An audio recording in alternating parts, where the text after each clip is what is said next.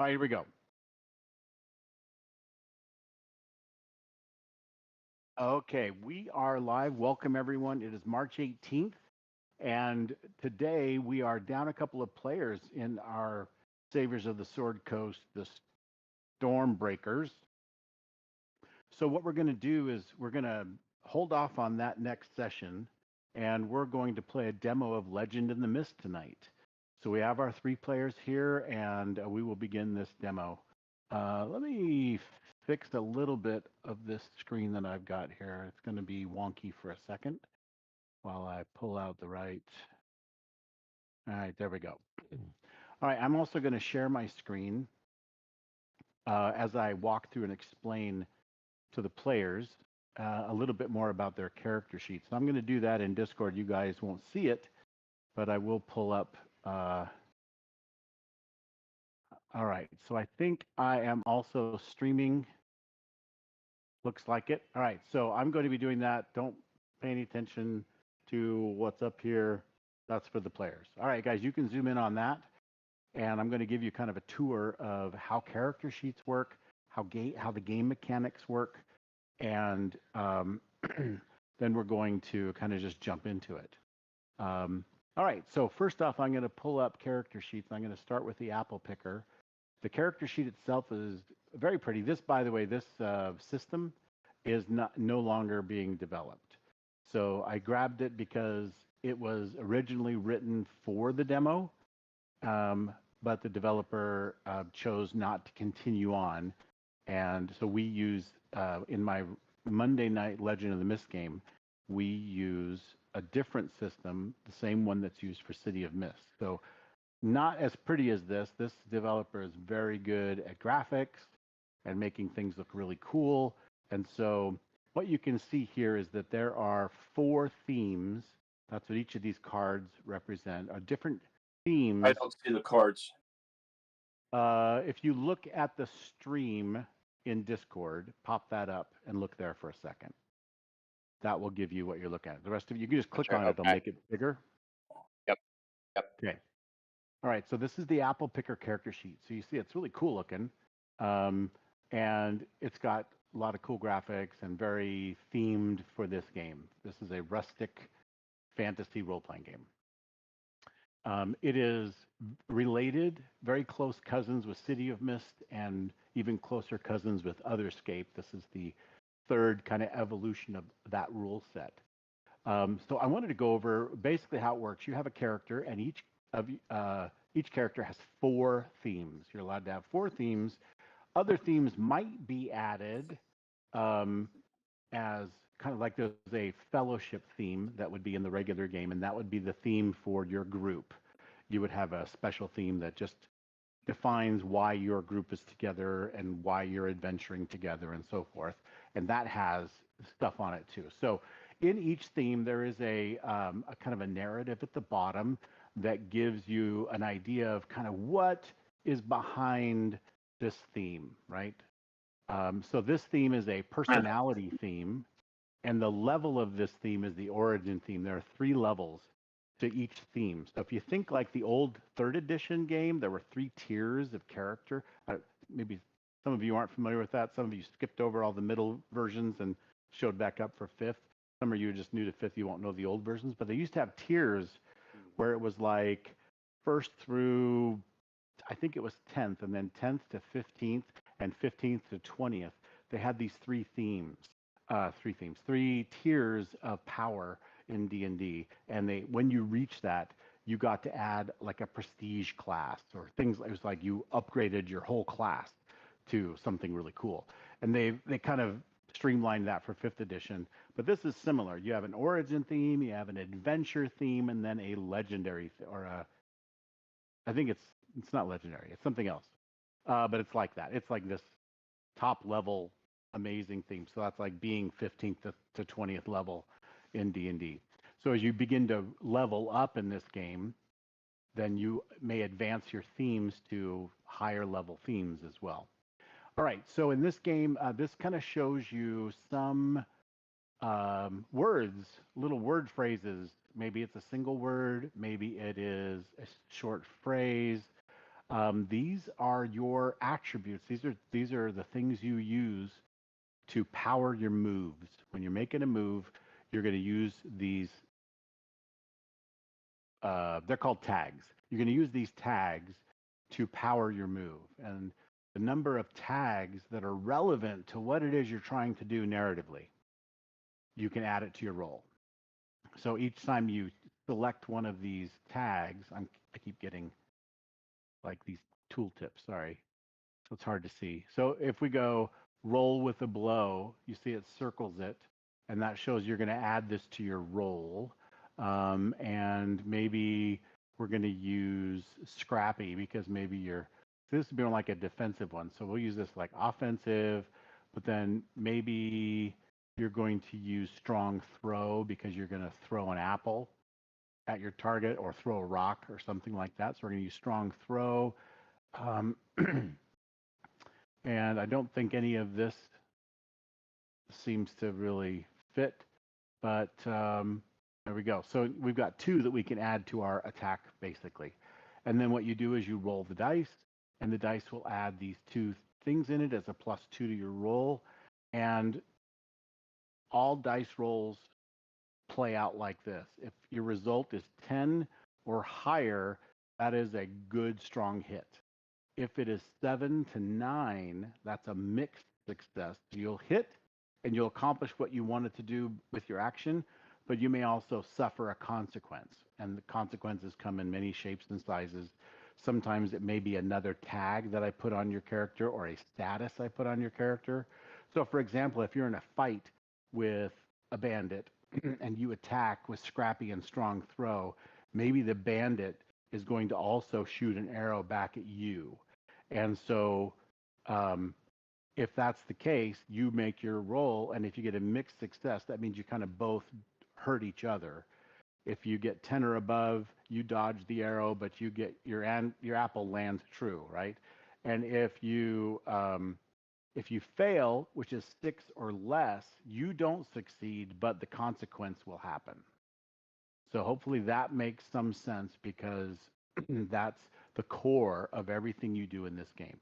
So you're just going to tell me narratively what it is you would like your character to do, and I may choose to make that a very simple action where I say you succeed, you do it, and you move on, right? Otherwise, I may ask you for a quick outcome, and that is a dice roll without measuring anything beyond success or failure. It's just whether you succeed or not. Or I may ask for a detailed outcome, and a detailed outcome is we're going to measure how you do if you succeed. So when I roll, we call this a power of 2 because I have scrappy and strong throw tagged. You will roll with a power of 2. There may be other tags or statuses that come into play. For example, let's say the apple picker is already hurt at a tier 2. So that would be a -2 to the roll if I apply hurt to you. Okay? Because you're hurt, it's going to be harder for you to throw. So that's going to apply here. So that's how wounds, for example, can affect. But maybe you're confused, or you have other statuses like confused or blinded or something like that. I may use that against you as well. So you're like, even though I can't see, I'm going to throw this apple. I'm going to listen to where he's at. I'm going to try to bing him right in the back of the head before he can attack the other guy. And so you do that, and you'll be using 2, or maybe we'll add bushel of apples, and now you have a power of 3. And so that power of 3 is good, but your blinded will be a minus to that as well. That makes sense, okay? Statuses are how we track like hit points in D&D. In this game, it's statuses, and you will receive a status when you have a negative consequence. And this negative consequence, like being hurt or blinded or whatever, will affect your ability to keep playing in that scene. When you reach a tier of 5, you're done. If you reach tier 6, you are done permanently, or there's some other massive permanent change to your character that basically makes them unplayable. Like, you're totally crippled or you lost 2 legs or whatever, right? So you become somewhat unable to adventure anymore and your character's out for good. So it's real simple as far as we just play it out. You listen to what's going on in the scene, you ask questions, you tell me what you want to do. The flow of the action goes like this. I will set the scene. I will then give someone the spotlight where I will say, okay, this happens. The scene is like this. The room looks like this. As you walk in, the people all turn to you. Apple picker, what do you do? And so apple picker gets to decide what they want to do. And then I may have a role with that or not. And then I may set how did that change the scene? And then I may pass the spotlight to the red marshal, or I may pass the spotlight to the wise one. And then the wise one will say, there's no initiative in this game. There's no turn order. When we do get in some kind of a conflict, all you have to do is either wait for the spotlight to come to you or turn to me and say, can I interrupt here? Where maybe the wise one has the spotlight, but you have thought of something really cool that you can do to help the wise one with their action. And so you say, can I interrupt? So this is kind of like the help action in D&D. Can I interrupt? I want to do this, and so forth. So what you do when you do that, the kind of action that you want to take is something that is going to create new tags or a new status. And that will be something that the wise one can use in their role with what they're intending to do. So, for example, the rascal apple picker may decide he's going to try to set the villain off balance, so it's easier for the wise one to hit with his call. He's got a cauldron or something, so he's going to throw that and hit that. So he's going to try to put the villain off balance, and if he can do that, then give the off balance status or tag to the villain. Then that will add to the role that the wise one is doing. Does that make sense? Tags are declarations of truth in the world in some way or another. So in this case, they not only tell about your character, but they show what's important about this character. What are the important aspects of this character? And you then use those to take action and succeed at actions. Any questions so far? It's kind of a fire hose of information, especially with a brand new system. We'll walk you through as we go. Any questions, Patrick? Any questions? Have you gone over the weakness tags and power tags? No, very good. Thank you. So there is a weakness tag. It's the one at the bottom down here. Can't sit still, never listens, only goes so far, and belongs nowhere. These are tags that will put a -1 on your roll as opposed to the power tags that add 1. The ones that are grayed out you haven't earned yet, because when you use your only goes so far, it adds experience to your theme. So every time you use a tag, it adds experience, a negative tag. And that tag will eventually level up your theme. And when you do, then you can unlock another one of these tags that you can then also use in future actions. So that's how, that's the fast way. And you may level up right in the middle of a fight, or, I call it leveling up. It's not, it's just called the theme improvement. But you can improve your themes right in the middle of the action or in between. Like if it makes sense for you to do that, then you can do that. Again, this is very narrative and quite free-flowing. Combats usually are pretty engaging because the spotlight goes back and forth between people fairly quickly. You do your action, the roll's simple, and we move on from there. Does that make sense? Everything good so far? Thanks for bringing up about the weakness tag. Robbie, do you have any questions? You're muted, sir.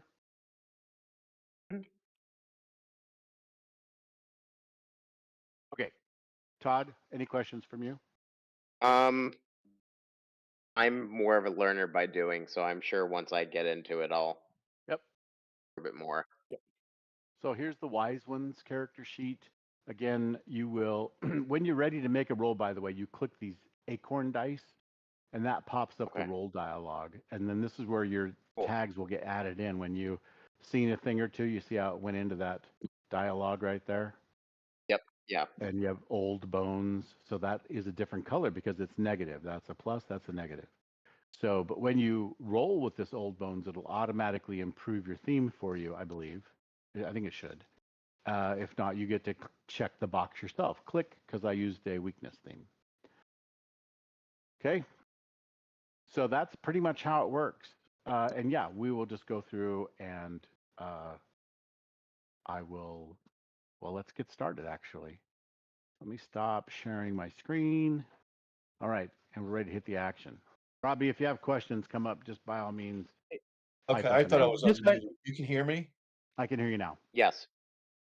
Okay. and just so I make sure I understand this, Hold, when you hold on, use let a Robbie weakness ask his tag, question first, Patrick. Hang oh, tight. sure. Go My ahead, only Robbie. question is there's like 4 cards. Like if I hit the apple picker, there's the 4 cards. It says when you hover over it, it says click to add, shift plus click to burn, and Yeah. an alt option click to burn and unburn tag. Can you Perfect. close? I mean, Yeah, let me tell you, I did not cover burning a tag. If you burn so tags can be used over and over and over again. The only time you can't use a tag over again is if you used it in an action and you suffer a consequence, and I give you the option to mitigate the incoming consequence, to reduce it a little bit. You can then not use the same tags you used for the action. You have to use different tags to mitigate, right? Otherwise, you can use tags over and over again. If you choose to, you may burn a tag, and that's what these little fire symbols are off to the right. If you burn that tag, it becomes unavailable until sometime in the future when you can recover that burn tag. So that pop-up tooltip is telling you that clicking adds or removes it from the dice roll. But if you shift click, it'll burn the tag on the dice roll. Okay. And then to unburn it, you would use Alt or Option with a click, and it will unburn the tag for you. Okay. But I think you can also just click, and it will. But the shift click is good. You can also click, I think, the burn. Maybe not. No, I guess you would have to do shift click. how do you move these around on the page? Right by the top, underneath the title, where it says "pop out" and has a couple other symbols, the X Yeah. will close it. But if the rest of it is that, so you have to kind of, for me, you have to kind of grab it between that book icon and the pop out words, and it turns into a little crosshairs, and then let you drag it around the screen. You can also pop it out into its own window if you have I do multiple a right monitors. click and ask me to edit or remove. If I remove, does remove for good? Yeah. So right click. Yeah. You don't want to do that. So if you remove it, your theme will go away. So don't do that. The item So tags with the backpack is a difficult one. It won't let me move it out to see what's really all there. right, you have to right click and choose edit, and it will pop it out as its own window, kind of its own card, and then you Got it. can select down the left hand side. So for the demo, the things that you Got could it. pack in your backpack were you could have, I think, 3 items out of your backpack you can carry with you. The rest you don't have with you. So you only carry so much. So Don't you hit pick the remove button. correct. It'll make that theme go away. It'll vanish. Don't do that. They shouldn't keep it that close. Well, this one isn't being produced anymore. So Okay. it's been abandoned. So the other one, which That I was just didn't pretty have cool. ready for the demo, it's good to go for playing Legend in the Mist, but I didn't have the characters preloaded and all the other stuff that's in here. Okay. It's not letting me assign a character to myself. Every You time I should click on it. you should already have. Did you say you wanted the older wise one. Pretty sure I already assigned it to you. Yeah, that's was that C? Yeah. Yeah. So you have Yeah, wise one C. It's that's fine. already you're already an owner of Oh, that one. okay. Okay. You can ignore the rest. As a matter of fact, maybe what I should do is delete them, and then you won't have to worry about it. So apple picker B, I'm getting rid of A and C. Yes. And then red marshal, you got red marshal C, correct? Oh yeah, it's the old dude. The old dude. So red marshal B, you're out of here.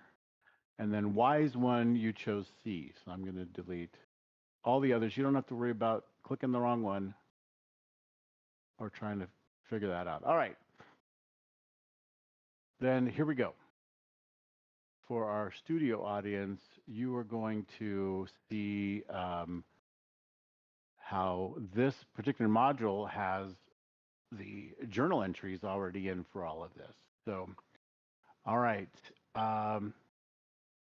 Let's start with the opening scene. Our story begins tonight in the fields outside the village. Let me activate that scene for you.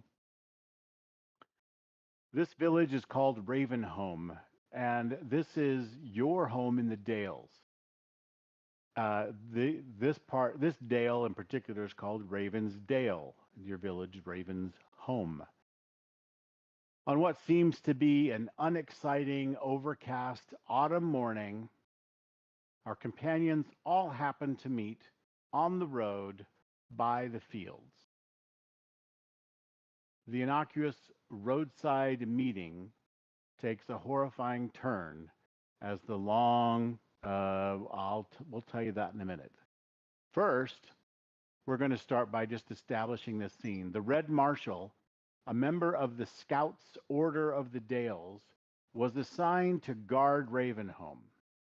While trained as guards, most Red Marshals, including this one, only ever face a house fire, a wild animal run amok, or a robber once in every few years.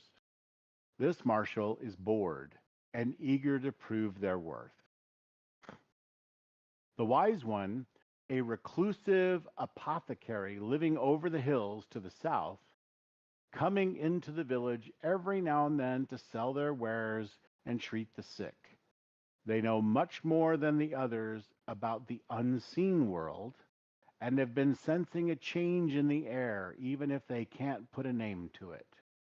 But their tradition of the old ways has been much diluted as it was passed down over the centuries, and their brothers and sisters in this art have been neglecting their duties of late. So when you've met with other wise ones, they're not taking this seriously. They're all kind of lackadaisical, and that has really been bothering you, especially now since you've been paying attention.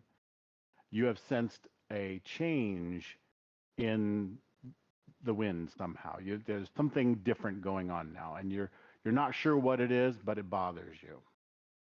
The apple picker, a rascally young orphan adopted by the people of Ravenholm, who is always looking for an opportunity to pull a prank, more focused on the here and now, this resourceful and deft youth nonetheless holds a great potential, especially when it comes to creatively using the apples they seem to always carry with them everywhere they go.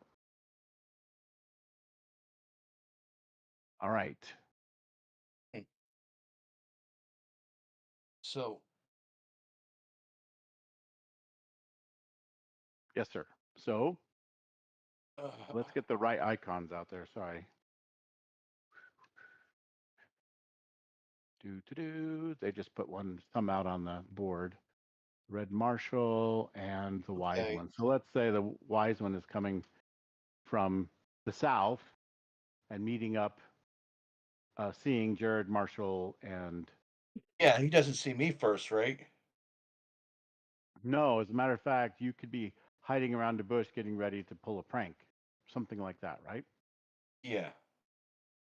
So there's no tactical aspect to this game. We use tokens on the board primarily just to identify visuals. where everybody Yeah. is in relationship to everybody else. So he should be coming from this direction.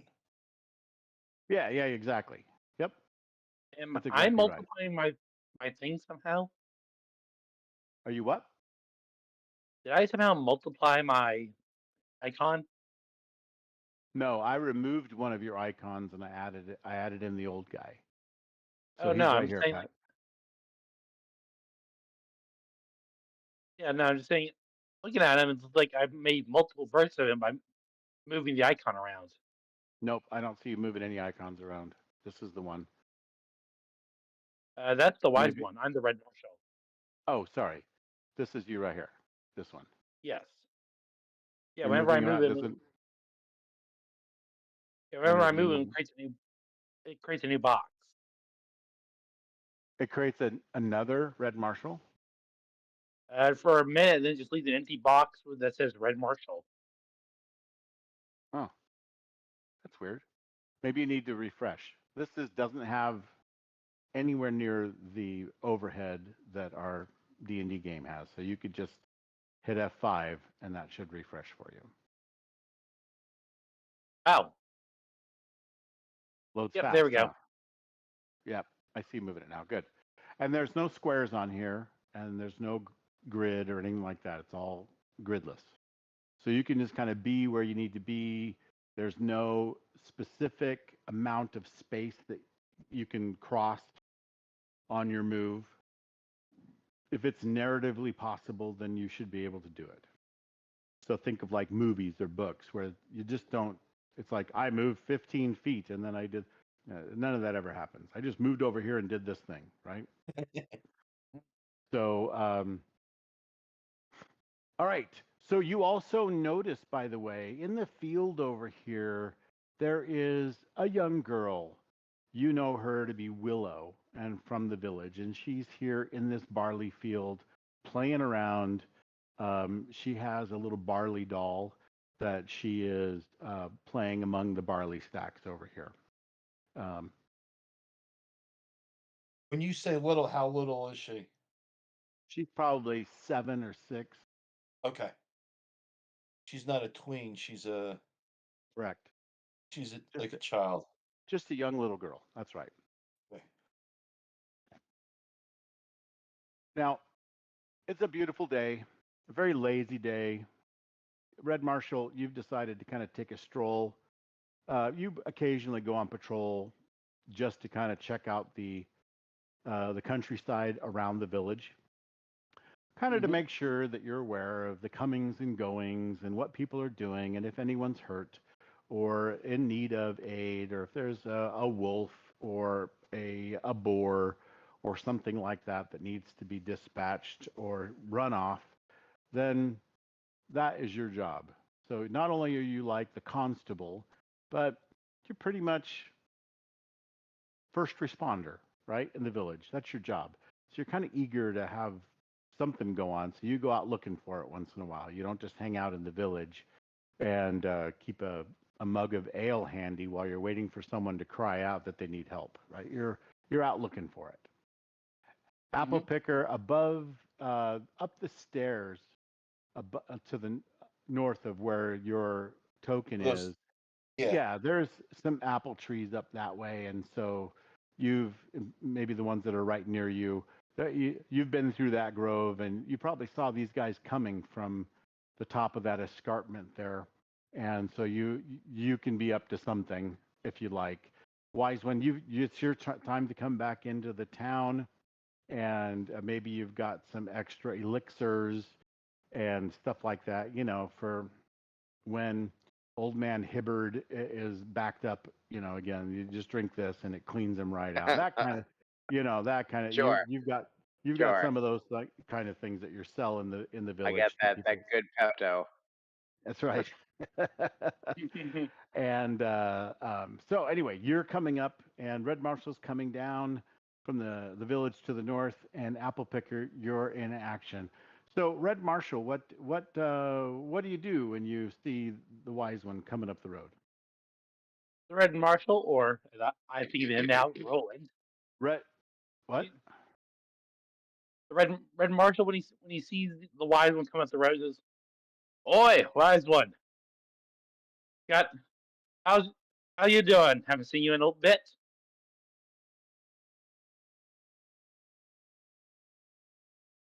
I'm sorry, who are you talking to? He's talking to you you, cut out sir. for Stuff, you know, Oh, Yeah, wise one. Boy, How wise you one. doing? doing fine. Just on my way to the market to make sure that I have all the necessary things for my elixirs. I'm very busy. I don't have a lot of time. Ooh. It's not anything like good for the back. Recently, when I wake up in the morning, I have been feeling some pain. Nothing Well, terrible, but age will do that to you, but if you come by my home later, I'm sure I could find a salve or something that could whip you up a little bit better. any maybe I can yeah, I think I'll come by. Maybe bring some warm cider. That sounds lovely. Great, because As nothing's long for free. oh you Apple can't you do Picker, it? while you see these two meeting on the road, what are you up to? I'm just kind of like going from tree to tree. I'm shaking it. I don't know exactly what he would be looking for. How old is he? You decide. Let's say he's 15 years old, Okay. and yeah, he's just going from tree to tree. He's up here. He's, I Filling his wouldn't bag say with apples. frolic, but yeah, he's definitely looking for an Eddie Haskell thing to do. So Okay. you know what? I'm gonna explore this. He's gonna come all the way over here and take a look at this cabin. I mean, this cabin, this wagon, and see who owns it, or Right. It's just probably the same person in the village who owns the barley field here. It's probably a supply wagon or something like that they use while they're harvesting and cutting all that barley down. They come over here, get water or some food or oh, I know who owns this. yeah, sure. Everybody Okay, I'm knows gonna go. everybody here. I'm gonna go to the little girl then and see what she's up to. Okay. As you begin to approach the little girl, I'm going to move you back here just a little bit. As you begin to approach the little girl, she's moving kind of among the barley, and wise one, suddenly the hair on the back of your neck stands up, but not in time to react before Willow screams in terror. And Apple Picker, you see her pointing toward the barley that's been uncut. Coming out of the barley is a man in armor, but the weird part is this man lurches and kind of stumbles while it moves. His helmet is not even on his head correctly. It's kind of cockeyed way above, and his face looks like the same as the chainmail he wears under. It's just all like he's wearing armor, like this chain mail all over his head as well. And you double take and realize that it's not mail over his face. His face just has the same coloring, pallor of his mail. It's warped and puffy and hardly even to have hardly has anything that looks like human features anymore on his face. I'm gonna rush to Willow. All right, she is terrified. I'm going to add a status. Let me see if I can remember how to do that. I think I can add it. Is it a tag or a status? Her status will be petrified 1. So I'm going to add that So here. in the story tags, okay, that's what. Okay, so you put Yep. that in there, but I can put my own in there, right? Yes. Yeah. So if you generate a tag or a status, it will go in there. So if I hit the plus, do I Yeah. put? You don't do anything just yet. What you would do is you'd give me an action that will create a status. So, for example, At this Wait, point, you she's fleeing. what? She's fleeing. She seems to be petrified, frozen in place. So if you want to loosen her up a little bit to get her to run, Gotcha. then you could take an action. Reassure. So I could reassure her. Yeah, yeah. So in this case, what you would do is you would remove her petrified status, and then that would allow narratively for her to run with you. Or you Did I could then do that pull her right by away. pressing that one spot? Yeah. So what you do is if you want to do reassure, I'm going to get rid of it for right now. What you need to do is you're going to take an action. You're going to say, I need to reassure her, or I need to motivate her to get away, right? I want to remove the petrified status. Yeah, I want to reassure her to flee away, to run away. Yeah. Then what you do on your character sheet now, you click the tags that directly would benefit you for that action. So it's reassure. And then click the acorn dice, and it will pop up a status, like a roll dialogue, and that will give us the chance to begin that negotiation. All right. So But what won't I'm let going to me change. I'm a little all right. confused So here. yeah. So what you did is I thought you added to the tag here. no problem. What I'm going to do is I'm going to go ahead and cancel that roll. What I want you to do is look at your theme tags, right? All of those descriptive words on all four. If any stand out to you as being specifically useful to getting her to run, then you can click on it. It'll put a circle around it, and then click the acorn dice. When you do that, it'll give it to me, and I can look at modifying it or anything else like that. I don't never listens. I'm looking at Scrappy, Rascal, Bush of Apples, Raven Home Raised. Okay, I that don't might see. be one. You know this girl, so because you were raised in Ravenholm, you may have played with her, or helped out, or just kind of watched over her. Maybe you So got stuck babysitting or something. Who knows, right? I hit Run of the Place maybe, or Sing Kinship. There you go. Mm-hmm. Okay. And Now then what do go I do? ahead and hit the acorn dice, and that is going to pop up the dice roll in our chat, and then I'm going to look to see if I want to modify it or just approve it as it is. What says name your tag? Oh, I have reassures there now. Did you put that in or did I put that in? I put that in from the tags that I put in. Yeah. So it's not there yet. You're trying to offset the petrified status.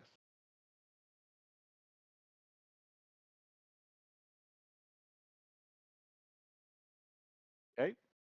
So when you hit that acorn dice, it's going to start your roll and give me something to do when you do You that. remove the one that says name your tag. Can you remove that? I did. Let me look and You're see what else showing you got because here. I see 3 still. 3. So far, I see seeking kinship. You've tagged, and then Petrified. well, we're not going to add that in. You're trying to remove that tag. Yeah, how do you So remove the one that says name your tag? you can just right click on it. I do, and it doesn't do anything. Okay, because I removed it, so maybe that's it. So I wouldn't worry about it. It's still there when that's what's giving me the power of 3.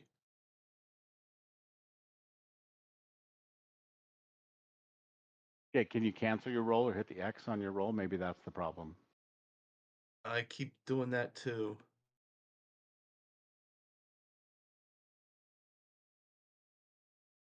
I'll just roll. What happened? Okay, hold on a sec. Oh, see, the apple picker, see at the bottom it said yes. Gotcha.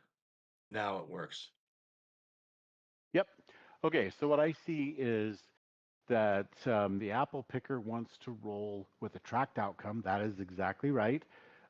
With a power of 3, because you burned seeking kinship. Yeah. Did you mean to burn that? Just making sure. No, I mean, what's the point? I mean, no, I didn't want to burn. So if you burn it, then you can't use seeking kinship later. Like it's gone until you get it back again. And yet let's leave it because I want to see how that affects everything. All right. So I think that's great. You're preying on your friendship with her to get her attention, but you only rolled a 3. And so even though you added 3 to that roll, it's still a failure. Where did my guy go? Oh, I moved him over there. Who did the tracked outcome? Is that you or me? Yeah, no, a tracked outcome is the normal outcome you would do. You would normally do a tracked outcome. All right, so I'm going to burn your tag, and now that disappears off your sheet. It's burned on your sheet, right? And there are consequences you're going to come to. So in this case, she is already petrified, right? And so in this case, she actually, you come up behind her and you're trying to persuade her to run. And all that does is scare her more. So she ends up running toward here because you've yelled and screamed, get away, go run. And so she moves closer. And what this is going to do, hold on there, cowboy. What this is going to do is put her in danger with this awakened sentry. So he looks like a soldier, so we're calling him a sentry. And I'm sure the wise one later will go, oh, that's awakened sentry. That's how I imagine his voice. So, wise one, you get to move next. Marshall's not even watching yet, except for the scream. He's still going to react to that. Wise one, you kind of had a sense just moments before all of this action started to play out. Willow screamed. The apple picker ran and said, run, get out of here. And that just caused her to like maybe fall over. And so we're going to give her prone as well, I think. So that's what we're going to do. I'm going to give her prone. Can I do prone? Prone. Didn't work. Oh, maybe I have to put it right on her name. Hold on. I haven't used this one in a little bit. There. No. All right. Nothing's working. Very good. All right, so I'm going to hit prone, and I'm going to do this, call it prone 1, and I'm going to check the box that says 1. If it is a tag, can I make this negative? That's fine. So if it is a tag, that is like a person, place, or thing, right? So nouns are tags, and statuses are like conditions in D&D. So that's how you think of that. I want to give them a condition. Then that would be a status in this game, something that affects you or changes the status of your character, etc. So prone 1 is a status. Petrified 1 is a status. He's going to make it hard for her. She falls over and trips closer to the Wakened Sentry. Wise one,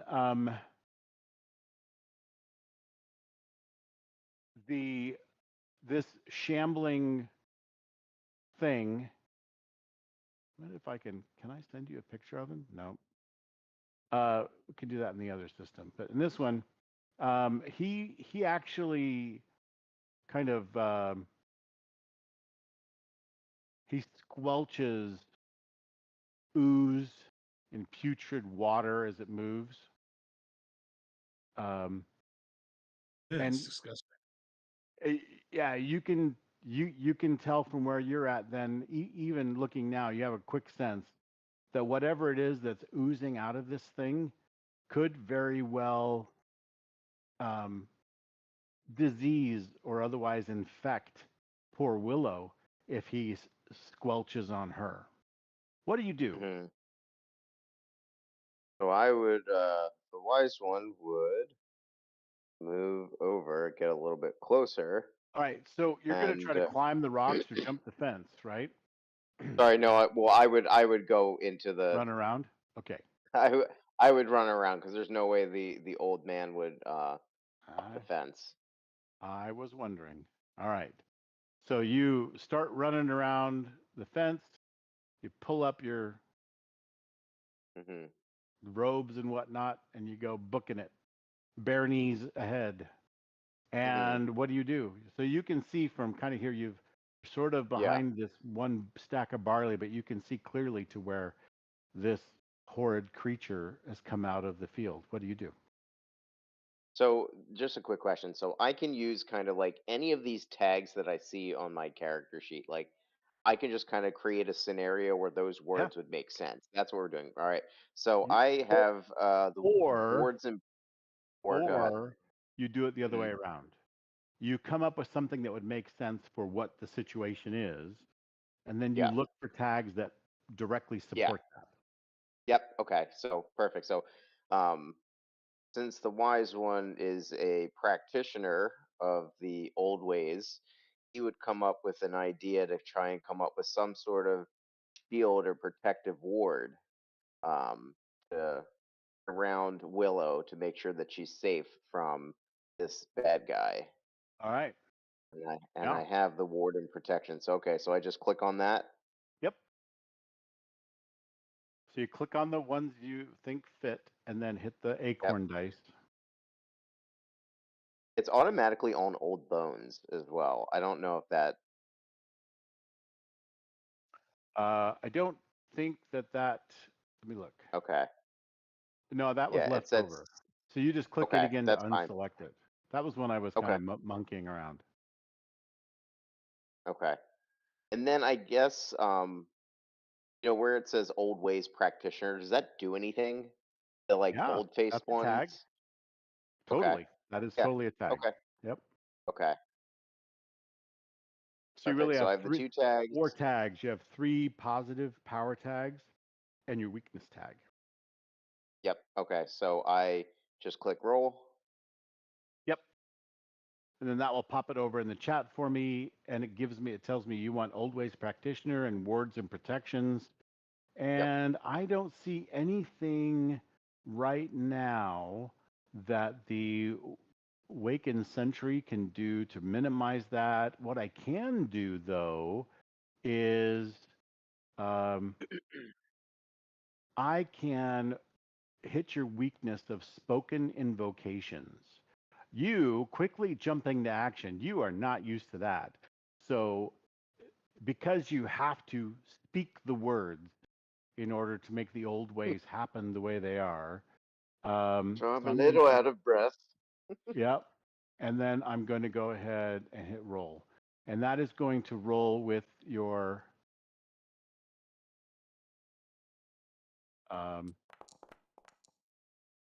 all right. Well, that's an amazing roll. 5 and 5 is 10. So with your +1 power, that's 11. So you have a power of 1. So what we can do is we can add a status to Willow that is warded 1. Okay. Cool.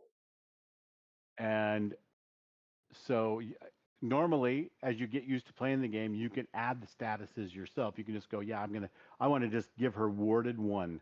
So now what you've done is you've created this sort of magical, I mean, you can describe how you see his magic Hmm. working, some magical dome over her, Yep. or some like invisible force field that will repel this unnatural being, right? Yeah. It's not Yep. a So it perfect would force be field, but it would slow him down, no, right?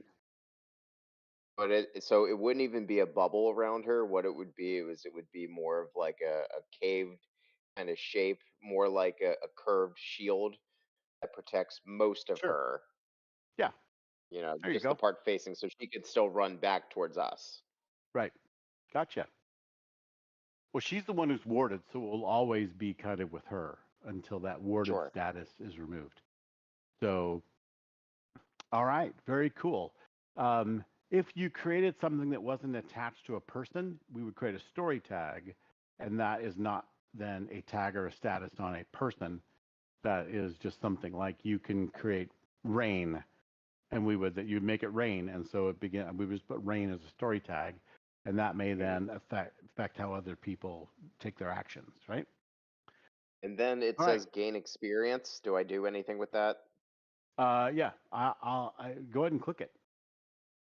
And that's because I used your weakness tag. Did it work for you, or is it just for me to It do? said I lack permission to update. Yeah, all right. So that's for me to do.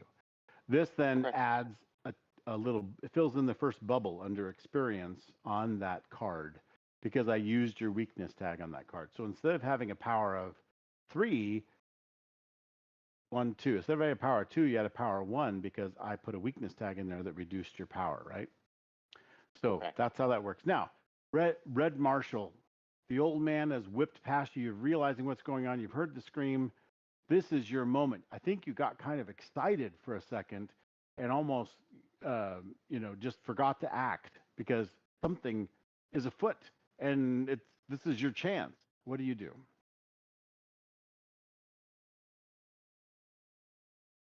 Where are you? I Are you can't talking to hear me you, or Red Marshall? Red Marshal. So I don't hear him. Patrick. Put your boom Okay. mic down. Is Patrick even there? He's there, but I can't hear. Oh, Yeah. there you go. Patrick, can you hear me? Go Oh, ahead, Patrick. Okay, now everybody goodbye. Oh, you're having some internet issues. You just came Hey, across. now? Just garbled. Yeah, a little bit better. Go ahead. What are you going to do? Okay. So I'm gonna jump over the fence and run over to the girl. Okay. I'm going to pick her up, and I'll sword out, like, I don't know what hell you came from, but go back, friend. You got a very close look at him, especially as he squelched just this putrid swamp water or who knows what it is. It's gross and dark and green and black, and it just went at the girl and just kind of went and then just kind of diverted to the ground. And it then looks at you as you run up and grab the girl. It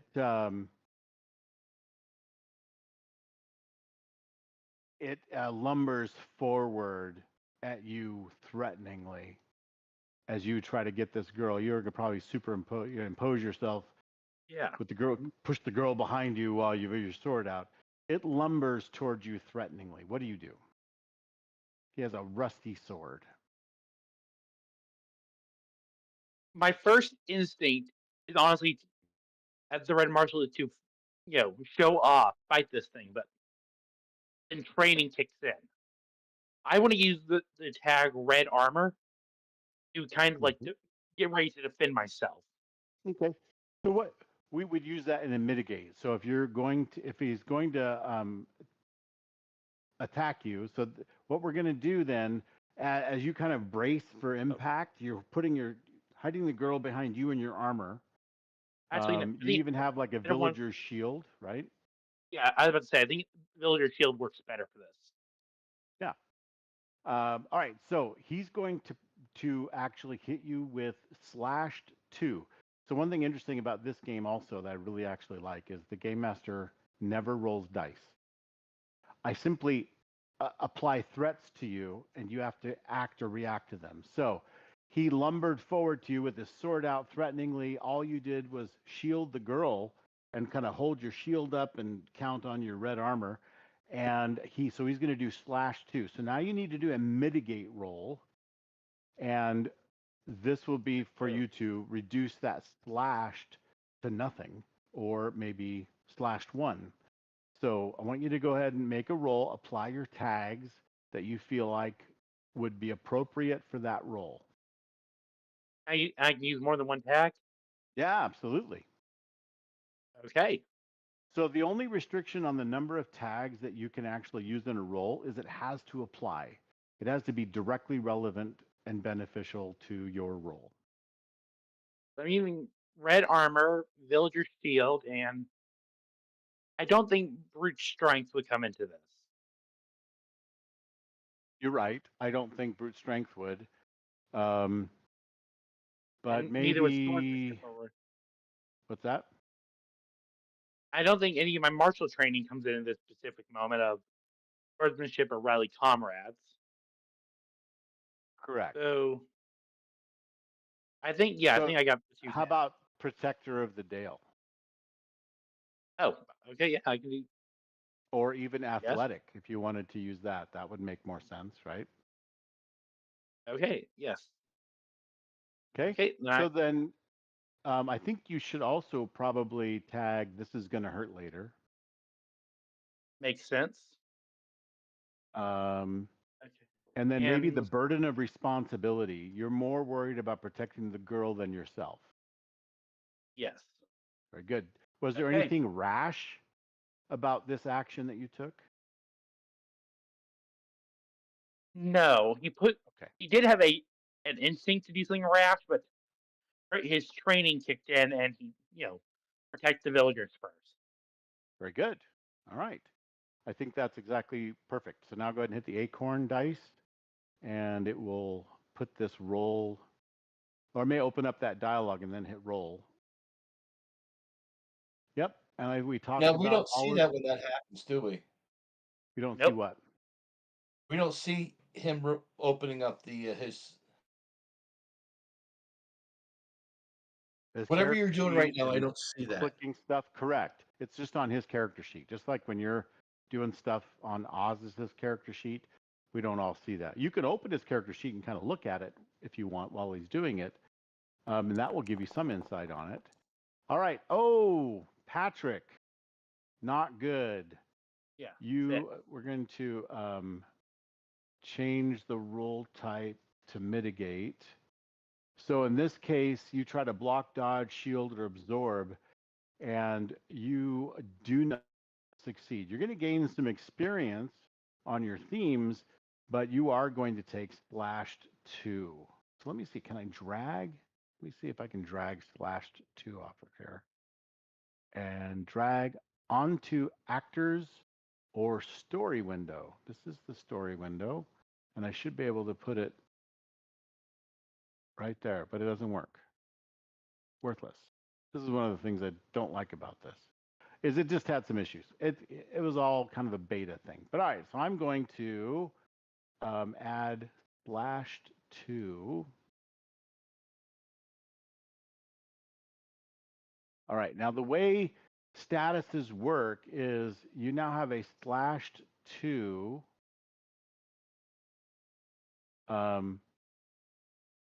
status, red marshal, but notice that the 1 box is not filled in. If for some reason you get another very similar kind of hurt status, but it's only a 1, that will fill in the 1 box. It doesn't make you go higher than that. If you get another /2, we then get to go to the right to the next higher number, 3. If you get another 2, it then will go to 4 because 3 is already colored in. So your /2 will skip the 3 because it's filled in and fill in the 4 box. That's how you end up getting to 5 and 6, is by taking those multiple statuses. Okay? Where do I see statuses? What just happened? Like Hold on. /2. It disappeared like someone deleted it. So there is a story box. I don't know what it's called. Story window. It says manage tags and statuses. Do you see that window? If you item don't, tag. okay, there are these 3 little tabs right along the right hand, like where the chat window is. There's Up near the story top. tags, player characters, and roll dice. Right. So the top one will open up a window that will Yes. track all of the story tags, so you can see what they are. Yeah. And For okay, some yes. reason, this red marshal tag keeps changing. It doesn't stay. Yeah, it keeps saying Slash. name your tag. Why is it doing that?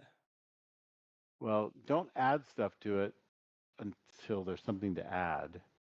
No, I mean, Uh, okay, what I was going to say before, I can view that. If I hit the Wise One C, Yeah. everything he has shows up for me. But I can't manipulate it or change it. I can only view it. Mm-hmm. You see that?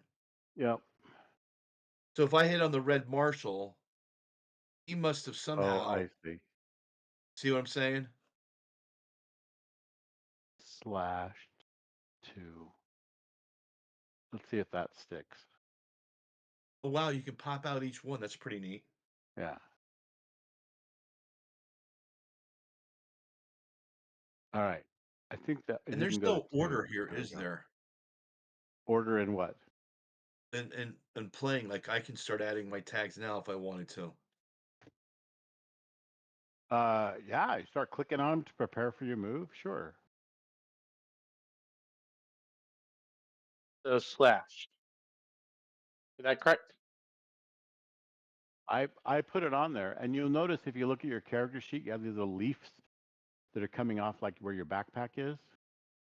Yes. I don't know what you did to break this, Robbie, but you broke Shit. I it. fixed. Who broke it? I didn't break it. Don't blame You have me. reassure, it won't even go away. I can't even get rid of it. That's the Because kind of it's on power. fire. That's why. It's because because it's on fire. So he needs to go in there and undo the fire, the burn thing.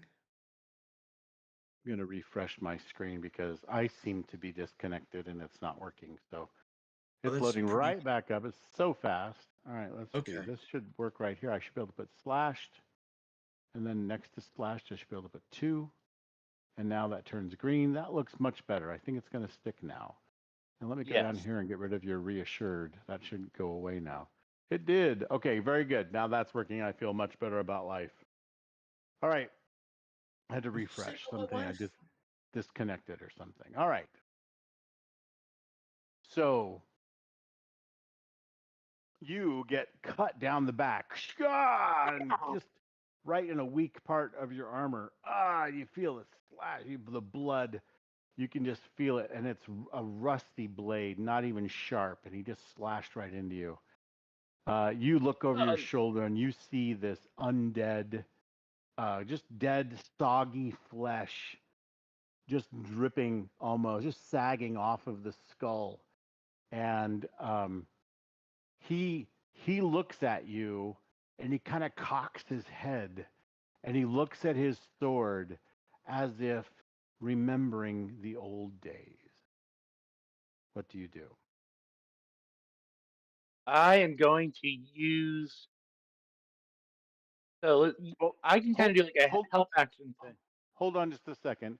I'd like to instead give the spotlight back to the apple picker for his turn, and then we'll come back around.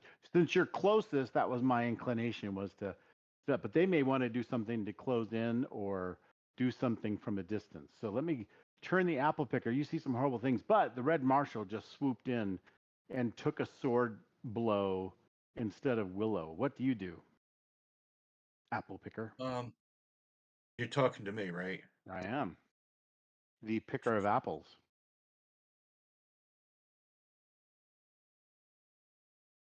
I got to go through each one real quick.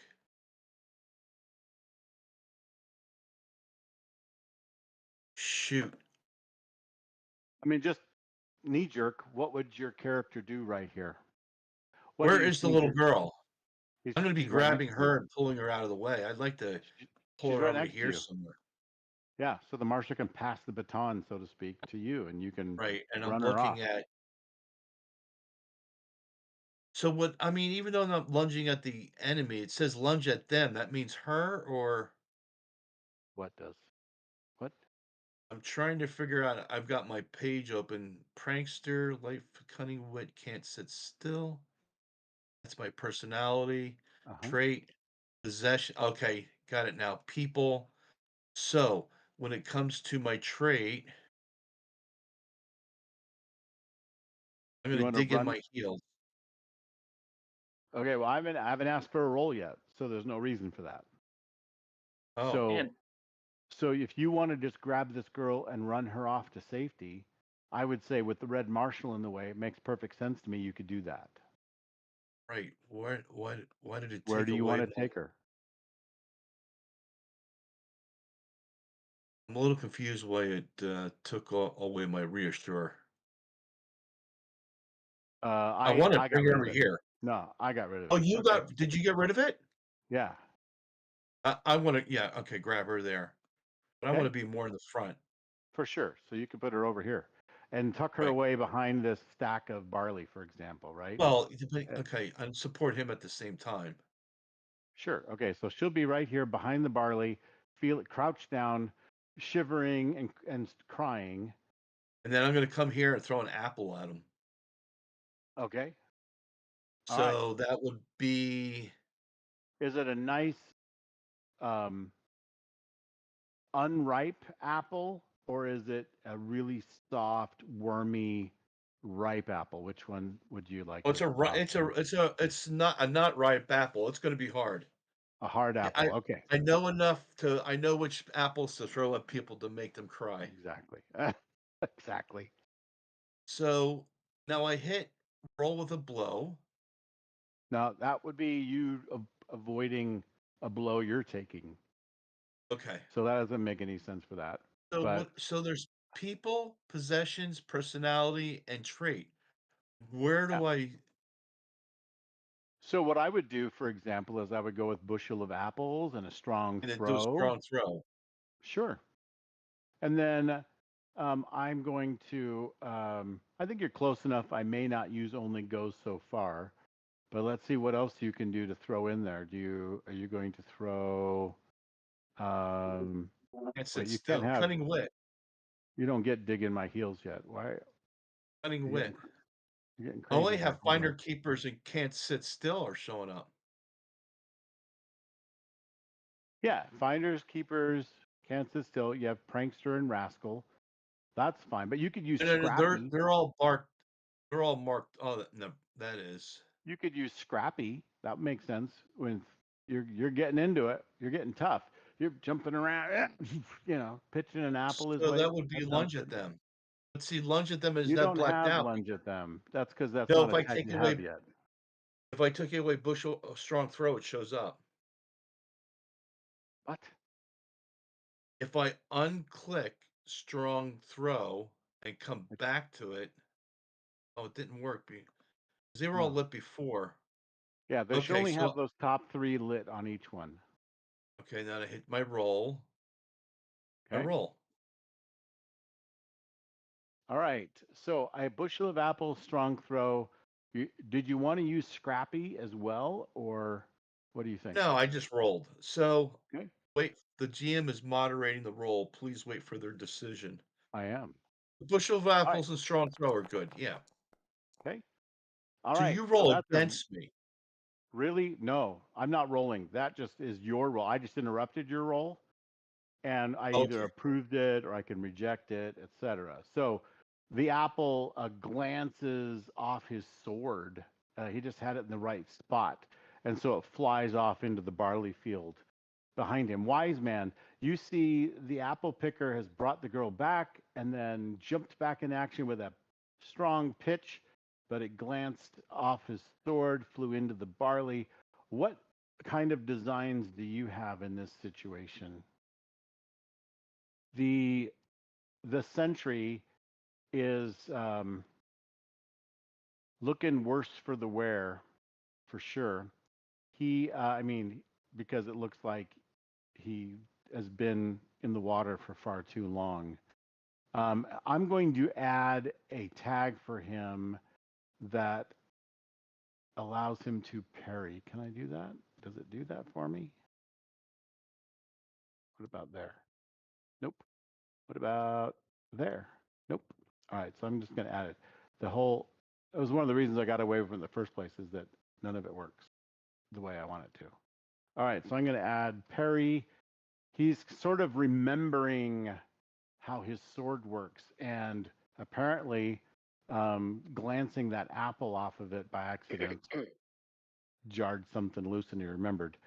So in this case, he is again going to lumber forward at the red marshal with his sword. He's lifted it back and he's getting ready to swing down on it. Is there something you can do to help prevent that? Yeah, so the wise one would put another protection surrounding actually I would put the bad guy in a bubble.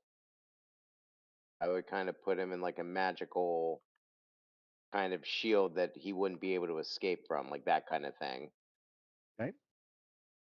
So words and protections, old practitioner. I should be able to use spoken invocations because now that I've been able to catch my breath a little bit, um, or is that the weakness tag, the one at the bottom? That's the weakness tag. So it'll have a negative effect. Okay.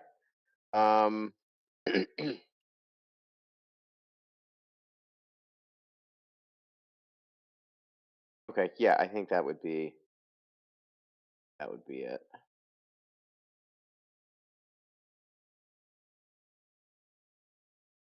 Okay, so you're going to use some old ways, wards and protections, total power of 2. I don't see anything that he can do that would hurt you, but let's look at your character sheet real quick and see if there's something that might stop you. Nope, I don't see anything particular, so let's roll it. There you go, good roll. With an 11, that's a good strong hit. You have 2 power. So with 2 power, you can create a status of tier 2, 2 statuses of tier 1. Doesn't make any sense, but you can do it. Like if they had two aspects of it, like paralyzed and blinded would be 2 different statuses you could, for example. In this case, you could put what comes to mind? Probably prone. If he's in a bubble, he'd probably get like kind of forced down.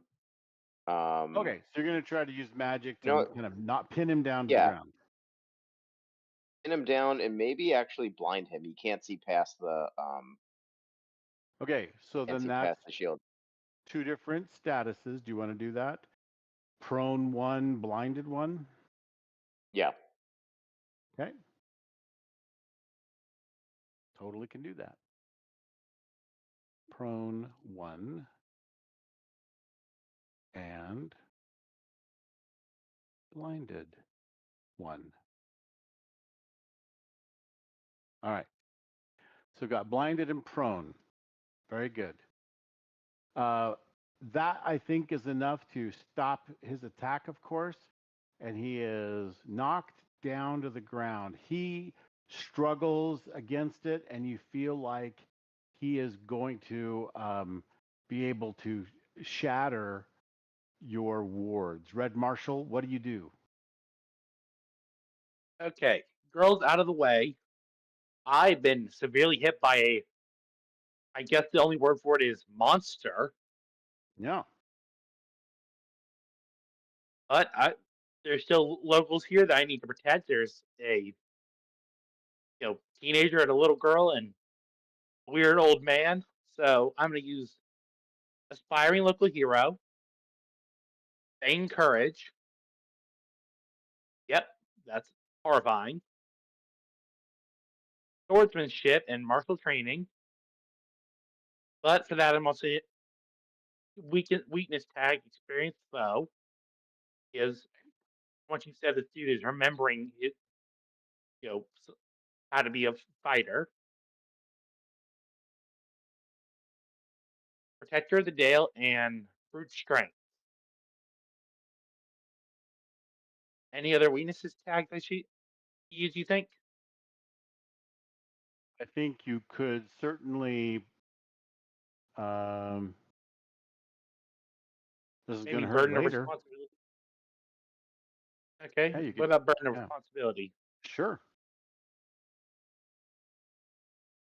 Like that would be a weakness in that it causes you maybe to hesitate or to be more concerned about others. So maybe that doesn't apply so much, right? Okay. Okay, so not burden of responsibility. It's like, how is that negative to you? How is the burden? In this case, the burden responsibility might even fuel you, right? Yes. Okay. Okay. I think I'm gonna roll. All right, go for it. All right, so I think that's pretty good. What I do want to do, though, is I want to add in some things I'm not sure you can add in. So Okay. one of the things you're trying to do is, can I add? So your /2 is going to actually be a negative. We forgot about that. And then tract is right, but how can I add shambling? No. So we're going to use dead flesh. I don't think I can drag that over. So I'm going to add, what the heck? Add tag. So how do I add?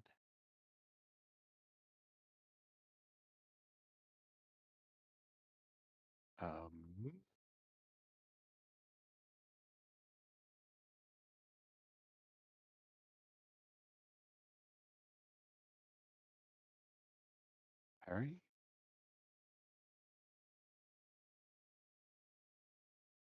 Oh. How did you get all those up there? Put on the roll dice dialogue. Is that what you're talking about? Well, yeah, the sparring local hero. You added all those? Yep. So you add like the ones at the very top, in big letters as well as all the other stuff. So you go to roll. How did you get the plus and minus in the red? So you'll see at the bottom of your little tab of the cards, the little stuff in red, and you can add those yourself if you think they're correct. Did I roll? Yeah, you did. I did. Cool. What did I roll? Oh, 12. Yeah. So you roll it against an opponent. So you give your target a harmful status, and it costs 1 power per tier. So you have 2 power, and I will hit you gain experience. So you get experience on your sheets, because when you get to 3, you get to unlock a new tag, right? All right. So you have applied a tier 2 status to the Wakened Sentry. What do you want to apply to him?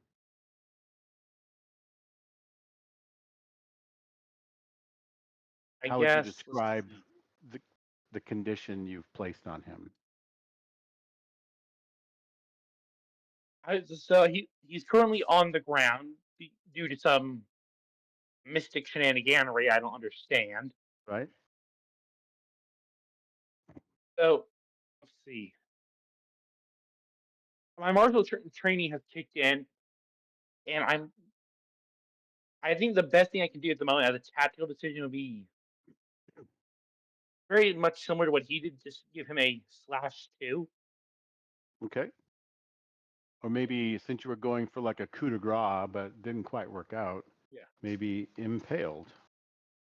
Oh yeah. Impaled. Yeah, impaled 2, I think.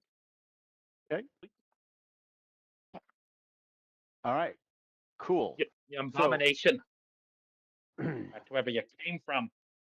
You actually stick your sword through him, through its rusty, failing armor, and right into the ground. You feel it crunch into the soil underneath the this Wakened Sentry. But the Wakened Sentry instead rolls over and pins your sword to the ground and kind of struggles through and shakes off the magic that held it in place. It looks to turn towards you. However, the place where your sword went into it just like is spurting this strange infectious looking miasma.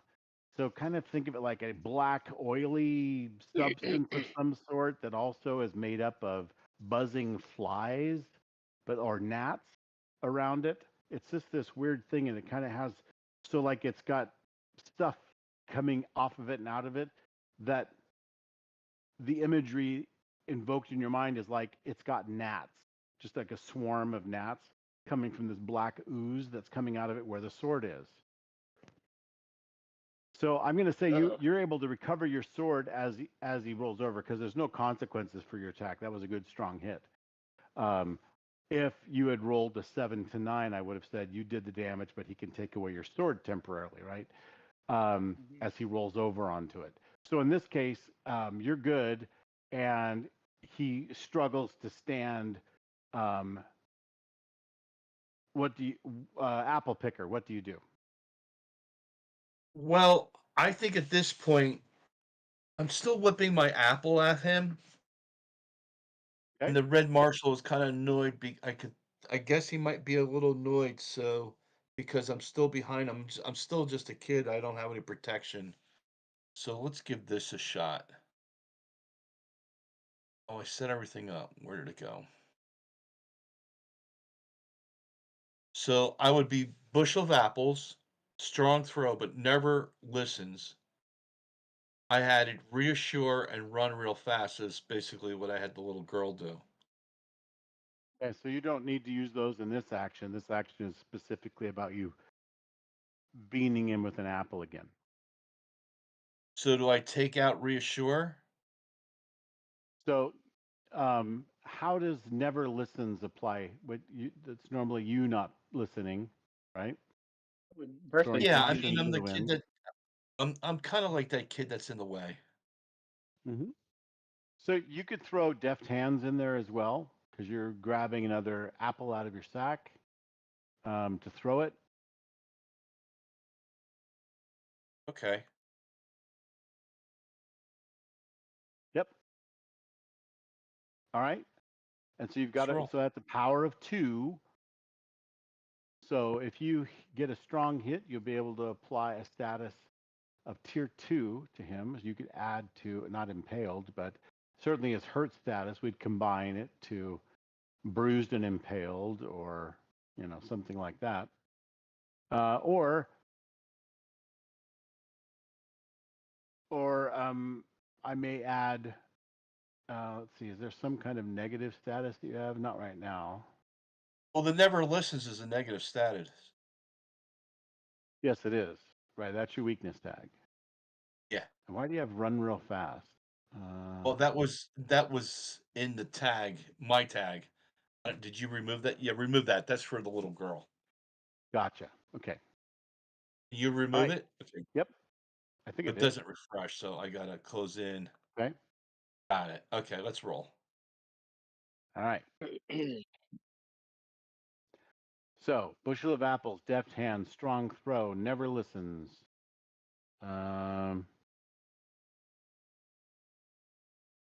And I think I will add dead flesh. I don't know if I can do that. So it's another minus Late, I think, because I 1. already rolled. 1, 2, 3, 2. All right. So power of 2. All right. With a Oh, it's a mixed 9, hit. that's a mixed hit. This means that there's a consequence, and I'll say that was your last apple. Okay. So I'm going to burn. Shift click. Can you burn it, or do I have to burn it? You can burn it. Okay. And I gain do. experience, So, right? yep, you sure do. It So automatically gives it to me. edit. Yeah. When I click the gain experience button, it should put it in there. So that's under your scrappy tag. That's where never listens came from. Right? Gotcha. So it's under, and that's underneath my traits. Yep. Exactly. Okay. So with that hit, you also get to apply a tier 2 status. So let's go back to the Wakened Sentry, and let's go to his. He's going to not be prone anymore. We'll say he's still kind of blinded by the bright, whatever old ways magic is going on, but he got rid of the the prone status. So we're going to change here to wounded 3 because he's impaled and bruised, and that moved him up to a status of 3. All right, cool. Wise one. The Wakened Sentry gets beamed in the head with the apple picker's last apple, but he is going to kind of ooze forward against the Red Marshal and infect him. It's actually probably going to poison him with that cursed miasma that's you see just oozing and spurting out of him. What do you do? So I would quickly go to his aid and try and figure out exactly that disgusting miasma is, and pop into my medicine bag to see if I can't get him some sort of treatment. Some Lysol spray or something like that? Yeah, that's right. Some Lysol, good for everything. Maybe a little bleach for him to ingest. 99.9%. Yeah, right. That's right. Okay. All right. So you're going to look for something maybe that you can splash on that miasma to like calm it down so it's not going to infect, because it's like the Sentry is swinging around and doing stuff and it's just flying all over the place. So you're going to try to do something to kind of just create this a barrier of disinfectant. All right. Very good. Yeah, so I have apothecary, medicine bag, quick diagnosis. I didn't know if see if there's anything else. I think that was, I don't know if ancient lore would Not in this case. work okay, so really just all right, apothecary, medicine bag, and quick diagnosis then. All right. There you go. Those are great tags.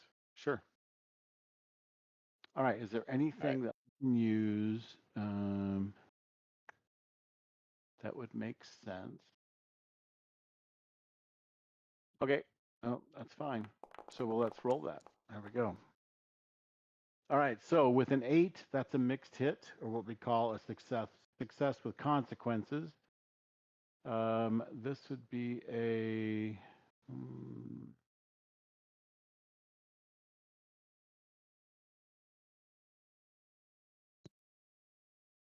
I don't know. On a process advance setback. Okay. I don't know what the heck the guy's thinking here, but we're going to put kind of just to disrupt. All right. So you, with your 2 power, no, where'd your power go? 3 power. With your 3 power,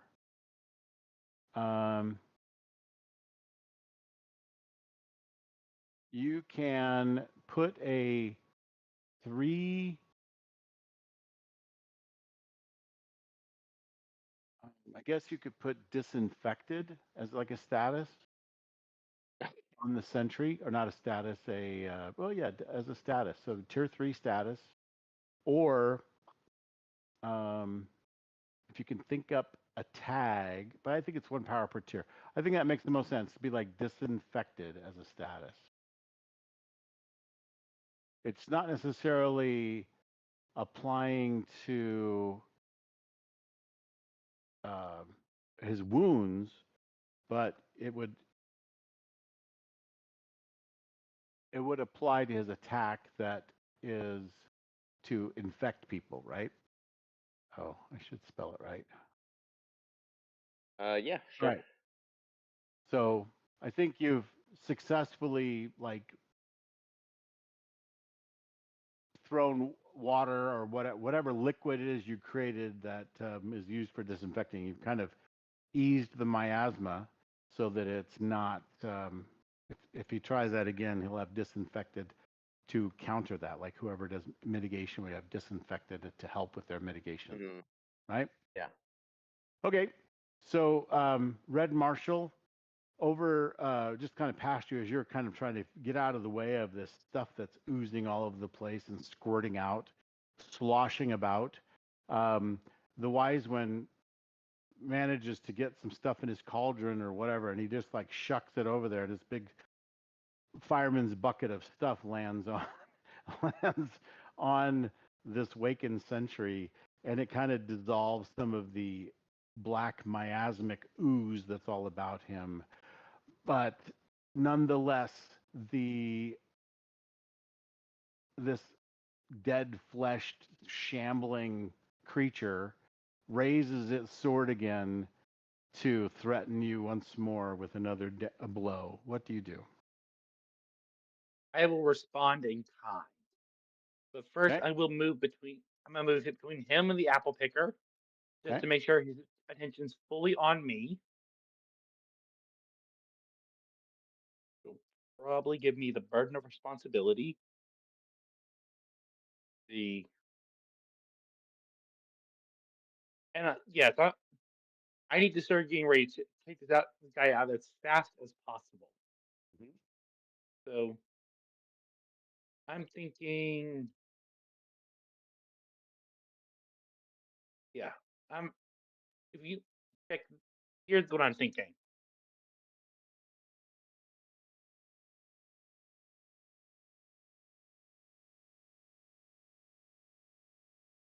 Anything Okay. else I should add to that? I think you should add /2.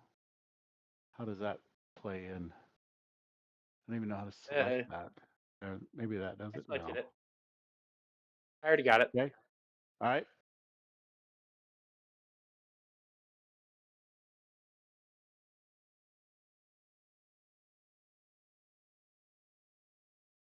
And I'm going to put parry in. I don't know if you have any access to that. Let's see the roll dialogue. Maybe I could Yeah, I add don't it have in there.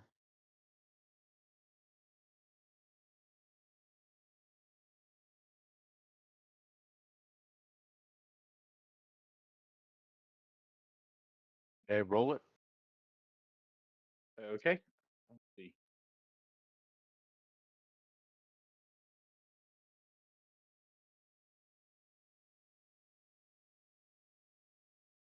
Here it is. Roll.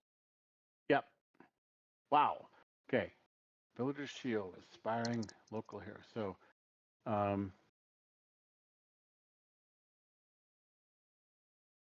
brute strength, feigned courage, martial training, protected. Okay. Swordsmanship. That is some serious tag spam. I mean, I think it makes sense. Yep. Look at that. So that is a 1 power hit. So you're trying to wound him, right? Mm-hmm. Yes, You, this time I learned my lesson from last time, so I will be doing more of a kind of slash to try to get him like to fall uh-huh. back. Yeah, Okay. I'm obviously the slash to try also still a crude egg crawl, but it's 4/1. For sure. All right. So I'm going to fill in that other wounded track on him, and he actually you slice right into him, and he just simply falls back and sort of splashes onto the ground, and you can see that the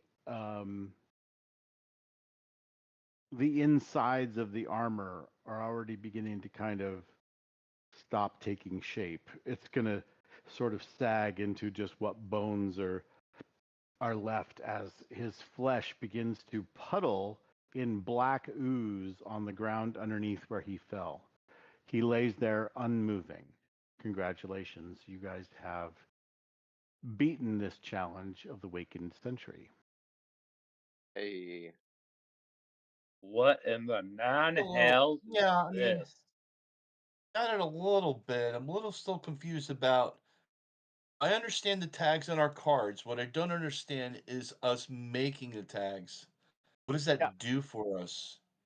So it adds more tags. So for example, let's say that you wanted to help the marshal, or you wanted to pull out a pocket knife or something like that, like get a tag that you don't have. So you would use the tags that you do have to make a roll to create tags. You need at least a power of 2 to create a tag. And so you would make a roll to create a new tag, and it creates this temporary tag that would be pocket knife, right? I just did that. I just But added it in the story. but you wouldn't add it. You would have to make a roll to see if you brought it with you. Oh yeah, I forgot in my back pocket I have this pocket knife, right? And so that is No, what what you I do. mean is the mechanics. No, that I get. The Okay. mechanics on the sheet. What is your question? I'll answer for you. But tell me what your question is. So I'm adding this tag now.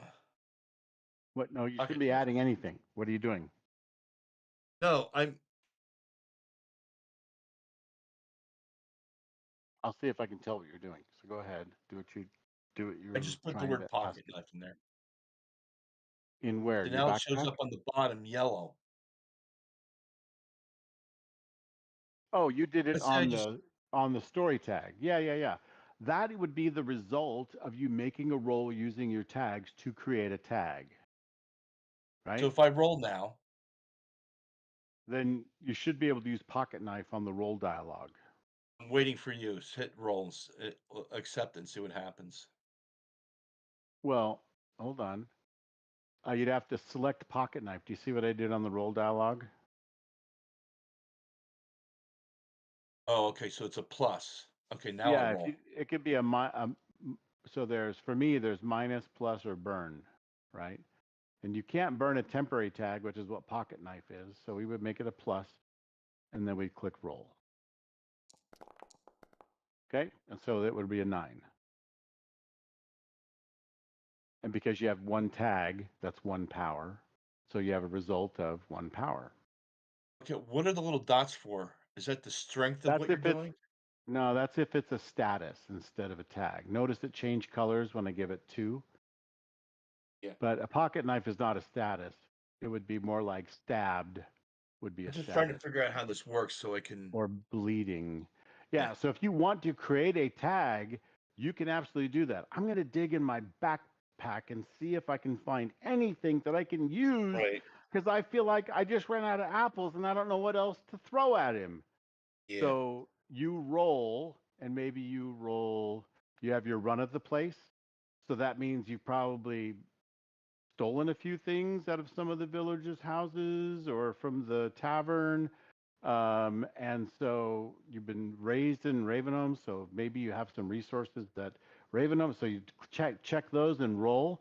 And if you get a power of 2 and you succeed, then you can have that thing. I will create a tag called butcher's knife, because Right. that's a cleaver, meat cleaver. Right. And then that you now have that as a tag you can use once. Meat cleaver. If you had like a power of 3, you could use 2 power to create the tag and then 1 power to make it more permanent. So it would last the whole scene, for example. Make sense? Getting Means you could there. use it over and over again until the end Yeah. of the scene, when you throw it back in your backpack and then it gets lost in the junk that you've been stealing from all over. You have twine and a honeycomb, whatever, sticky. So again, this is narrative based. Like, there's got to be something else I can throw. Maybe there's a good rock nearby. I know this is a barley field and they probably de-rocked it, but maybe there's one here. And then so you roll to see if you can create a tag that says smooth stone. I'm going to whip this at him instead. A little bit heavier than an apple. At him. So that's what you do, is you're trying to think, well, what else can I do? Well, I don't have a tag that really applies, but that's still thinking D&D like. What I want you to think in this game is, here I am, an apple picker. I've just used my last apple. What else can I do? Can I hit him with barley? I'm going to grab a good firm bundle of barley, and I'm going to try to roll to see if I can make that a useful weapon. So I'm going to roll to create a tag, barley bundle, and then I'm going to whack him with that, right? Or I'm going to stuff that all in his face so he's got a face full of barley and he can't see anything. We'll add to that blinded that he's already got, right? Whatever, right? Something like that. So that's really what you do when it comes to creating tags. You're doing that to see what else is around, and you can decide what that is. You just have to make a roll to create it. So if you don't roll well enough or you have consequences, like maybe you get tripped up and you're grabbing this barley, but it's way too heavy for you. You didn't realize it was that heavy. And so I'm going to give you prone 1 and you don't get the barley. No, I Right? understand all that. I'm just Yeah. trying to figure out how to do that on using the lining it up in this manage did it. tags and status. You Yeah. you did it right. When Okay. you do create a tag, you don't just go in there and create stuff. But when you make a roll to create a tag, you can then add that tag in here. So now I just burnt that. I can't use it anymore. Okay. Got it. So you can only use a burn item once. Right. And it's gone. And you can't burn a temporary tag, which is what a tag you create is. It's like a one-use tag. It looks like I can though. Yeah, I know, but that's because of this. But the rule is you can't use it more than once. So I would delete it after you use it, right? But Yeah. let's say you want to set the barley field on fire. That could create a story tag. And that story tag could be flaming barley. Right. But you have to roll for that to create that. And that means it catches on fire and you did a good job. And now you're going to have to answer to someone for burning this field down. But now there is a field of flaming barley. So there's flaming barley on this map now. And you can use that tag. I'm going to push that soggy dude into the fire. And let's make him boil, right? So you Okay, would so use flaming barley as part of your action to shove him in there, right? now did they discontinue this because you could still buy it? No. Just this module, this VTT module that this guy wrote. The other Gotcha. one is the system is still coming, and I've got the latest playtest rules. They have magic rules in them now, and character creation and advancement rules. There's a lot of it there already. We even have what's called an action grimoire, which is just a book of different, like exactly like what we've just been discussing. If I want to do this, what kind of tags would I want to do to make that happen? And it just gives examples of all kinds of actions that you might take and examples of the kinds of tags you would use to do it and kind of a little explanation. So it's a book of samples. So it gives you a good idea of just how to start thinking the way this game works. So yeah, the idea is you create tags that if you need something, then you have to find it or pull it out of your sack or find it on the ground somewhere or whatever, right? Pull a rabbit out of your hat. That's how you create tags. If you have magic, like let's say I'm going to make it rain or I want to call down lightning or something like that, well, then you can create a tag that is a storm cloud right above. So now you can tap the storm cloud as one of the tags in addition to Old Ways Practitioner and whatever else, right? And then you can make lightning bolt happen. So that's how you think. I'm assembling my action. How do I do that? I can't just have a lightning bolt come out of nowhere. That's not my kind of magic. My magic is I'm going to bring a storm cloud. I'm going to make it start to build a storm cloud, whatever, right? So you kind of get the idea of what I'm talking about. Instead of, here's my menu of spells, you start thinking, how do I do the thing I want to do? Well, I would need this or this. Maybe I'm going to pull some components out. And I don't have that component right now, so I'm going to create it. Well, in the back of my backpack, I have this item. I'm bringing it up or whatever. On my belt, I have this component pouch, and inside of it, I'm going to pull out these components. So you can really flavor your magic just by creating tags. Like maybe those things aren't necessary to do what you're trying to do, but you're going to create them because it gives you a tag and a tag and a tag and a tag. So you can tag 4 things to make your spell happen. Does that make sense? Yeah, no, it makes sense. I see Yeah. you're So kind of you're stacking stuff on top of each other. exactly. So you're creating tags. You're creating tags for other people so they can use it. Like I'm going to create muddy ground underneath the Wakened Sentry so that he stumbles around even more. That's going to give the Red Marshal an advantage, and he can use that muddy ground to his advantage. So he can tag that as part of his action to strengthen his attack, right? So At the all city miss is a similar way. yeah, absolutely, 100%. Only it has a menu of the kinds of categories of moves you make. This is a little more open-ended. It's still got some categories, but it doesn't really come into play. Like a mitigate roll or a tracked roll or a quick roll, right? Those are 3 different kinds of rolls you would make. And then among those, you've got, I want to help someone. I want to attack and do harm to someone. I want to heal someone, things like that, right? So Yeah. those are like sub little categories that aren't like you don't have to name them. You can just go, this is what it is, and then look in the rules, and the rules go, oh, if you're trying to do this kind of thing, then this is how it works. But otherwise, it's real simple. If you want to create a tag, those are lasting. You can hang on to those for a while until you use them. It costs 2 power for every tag you want to create. If you want to put a status on someone, and statuses aren't as powerful as tags, because when you're adding up your power on a roll, you only apply the highest negative status and the highest positive status. You may have 3 statuses, but you only apply the highest one that applies. So Right? where's status again? Well, why don't we set up let's continue. Yeah. All right, let's go. So what do you do now? You've got this Wakened Sentry. What's on your mind here? Do you want to? What Actually, Jim, would be your? before we get back in, I do have a question. So I have 3 experience points in athletics. What does that mean? Okay. Yeah. So what that means is you right click on the title bar, the trait title bar, and choose edit. And then you may choose by filling in the radio button on the left of a new tag you want to add. Okay. Hardened physique, of course. It wasn't visceral fat. That's muscle, man. Okay. I got it. Yeah. And then we would uncheck your, I think we have to edit to do that too. We return your experience back down to a right click to decrease. There we go. So All where right. does your experience show up? Along the Bottom of bottom, right above all the verbiage.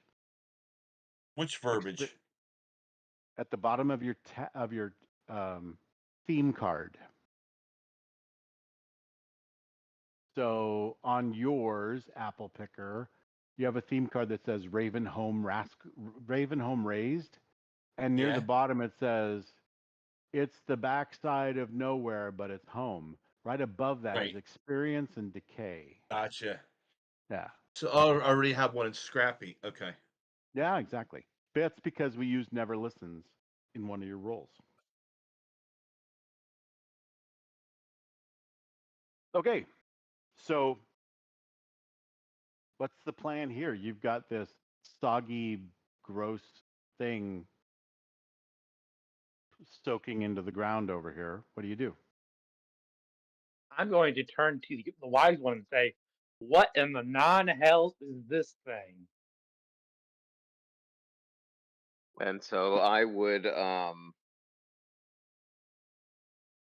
guess like I would take a look at it, and since I've kind of been around, I could technically use my tag, my seen a thing or two, my storyteller tags. I Lore. can, Lore plays into yeah, this one now. Mm-hmm. So go ahead, make and a the roll to HMO. see if you what you know about this. And this So is a would it be tracked seen a outcome. things, Mm-hmm. storyteller, and lore? Sure, unless you can see something else in there that's good. Maybe Old Ways Practitioner would help too. Yeah. And I couldn't remember. Can you only use one card at a time or multiple? No, Any tag you have on your sheet that you Okay. think applies, Okay. go for it. Yep. All right, so I see you trying to use ancient lore, old ways practitioner, sing a thing or two, storyteller, and I don't see anything on your sheet that necessarily has anything to do with holding you back. Your poor bedside Okay. manner's not going to affect you here. Your grumpiness isn't going to be here. Old bones has nothing to do with you remembering stuff. Spoken invocations, you're not really invoking anything. So I'd Mhm. say you get to just go for it. With a 4 power, you roll a 7 plus 4 is 11. That's a pure success with 4 power. So I'm going to give you 4 details that you can tell about this creature. Okay? Okay. That's how that works. Power 4 tells you how many questions you can ask me or how many details I can give you, etc. So you recognize some aspects of the armor of this creature. This was very likely a sentry from the old empire. This would date back hundreds or even 1,000 years back when the empire was a thing. The empire has long since fallen. And it was called the Thaumaturgic Empire. I'm waiting for Robbie to go, Uma Thurman's Empire. Yeah, I held back. I was being nice. It was on my mind now. The great thaumaturges ruled and had a large empire all across this land. There are ruins all over the place dotting the land from those days. And so you recognize this as being from that era. Also,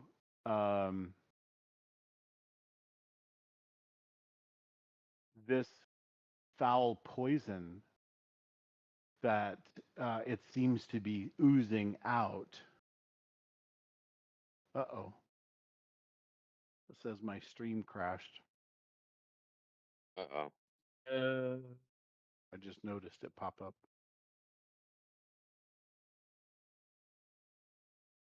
Okay. Oh, it's working now. It just I had to reconnect. All right, I guess we're back on. We're back on. All right. So anyway, as you look it over, you see this black oily miasma. Okay. Black oily miasma that is seeping all over the place. It even has these little black things that kind of come off of it, almost like I said, gnats. Mhm. You feel like this is some kind of raw, perhaps magical corruption. Like a blight type thing?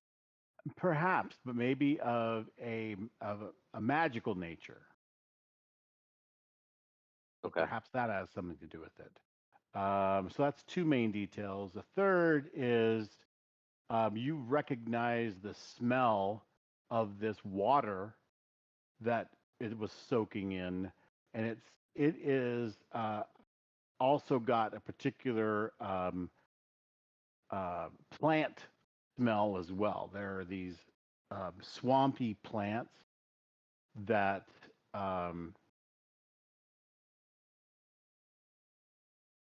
like lily pads, kind of, or banana plants, whatever you call them, that hang vines and such that grow right at the surface of murky pond scum water.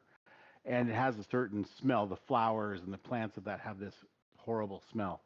You recognize that smell. You know that there is a sunken tower that is not far from where you actually live to the south, where you think that smell matches the putridness of that awful water. That really only goes, the smell only goes away for a short while after a heavy rain and comes back again. And you think, this smells like that, where that sunken tower is. Sure. And and I think I gave you information about the old empire of thaumaturges, and so I think that's enough. I think that has answered. You've been able to figure that much out. You're looking over it going, oh yeah. Yeah, so as the old one, the wise one would let everyone know this and say this thing looks like it's probably came from, it smells like the dirty water from that sunken tower just south of me. As much as I don't want to, I think I need to go and check this out. Hmm. Are there? You think there'd likely be more of these things? I hope not, but we can't ignore it. Uh, damn it! There could be a whole slew of them. But Be there's more of these. inundated. If there's more of these things, honestly, I don't think I or any of the other red monsters in the area could take them. Not if they come in groups of one or two. And we have better luck, attacking their home field advantage. But I will turn to the apple picker and Willow. You two better get getting home.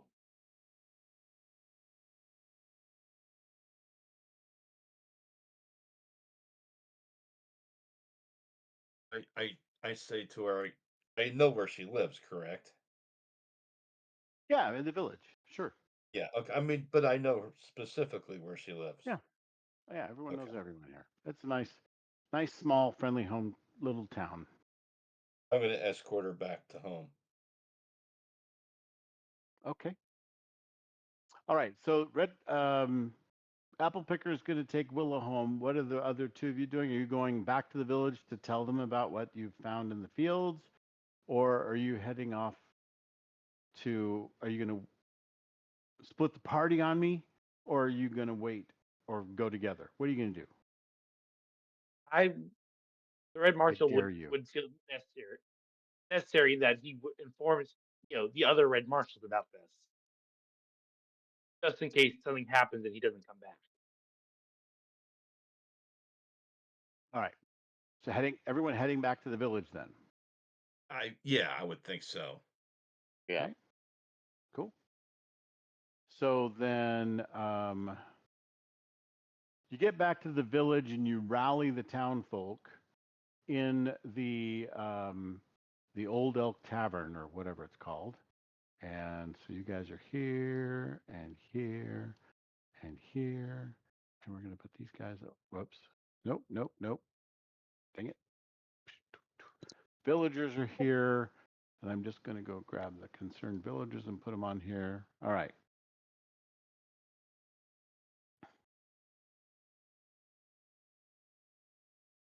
Okay, so I think I have a little bit to tell you about the villagers. The villagers of Ravenholm, the village of Ravenholm is set in the heart of the breadbasket dale of Raven's Dale, a small but fertile valley where barley fields stretch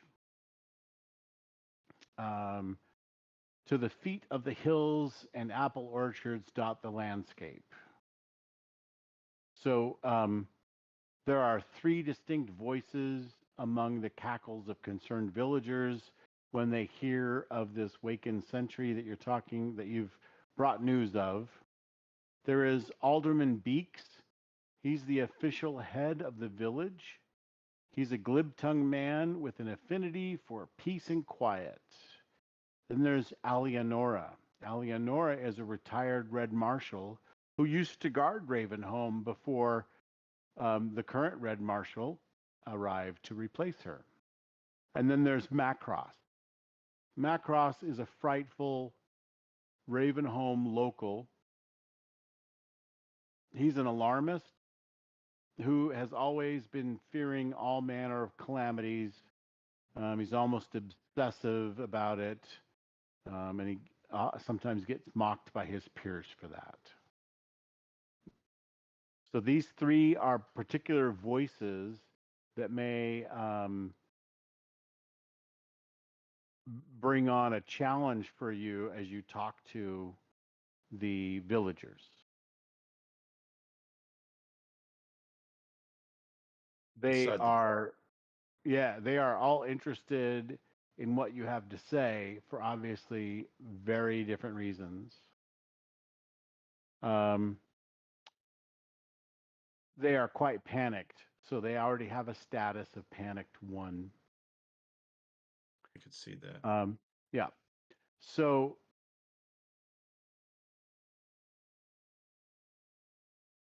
the villagers are kind of they give the wise one kind of an untrustworthy look. Someone may end up pointing and accusing the wise one of having somebody to do it, since he dabbles in the old ways, and that may be of what caused this thing to come. What do you guys do about that? Wise one, is there anything you'd like to do to defend yourself? Otherwise, I may apply a suspected status to you. What do you do? Throw apples at him. Yeah, throw apples at him. Just, I'd probably just kind of yell back at everyone else. Just tell them, I've been here for a while. I've seen things. You may not believe me, but I'm here to help protect, the land. If you guys don't want me to help out, that's on you. So I'd probably look over as looking at my tags, probably the Outland Recluse, maybe even Tough Cookie. And I know Grumpy will definitely be my weakness tag on these. All right, good. So you're going to roll to kind of see if you can stop that suspicion on you. Yeah. And just tell them that's poppycock. I got it. Yeah. Okay, make a roll. Yep.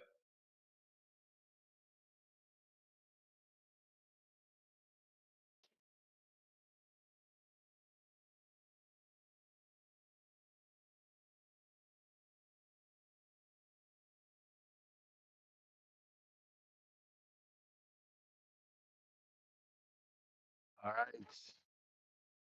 Tough Cookie. Oh, wait, you didn't put Grumpy in there. Grumpy is Oh, definitely. sorry. I thought that's something that you do. No, you can certainly add weaknesses okay. on your own for sure. Gotcha. Okay, I can re-roll. Okay.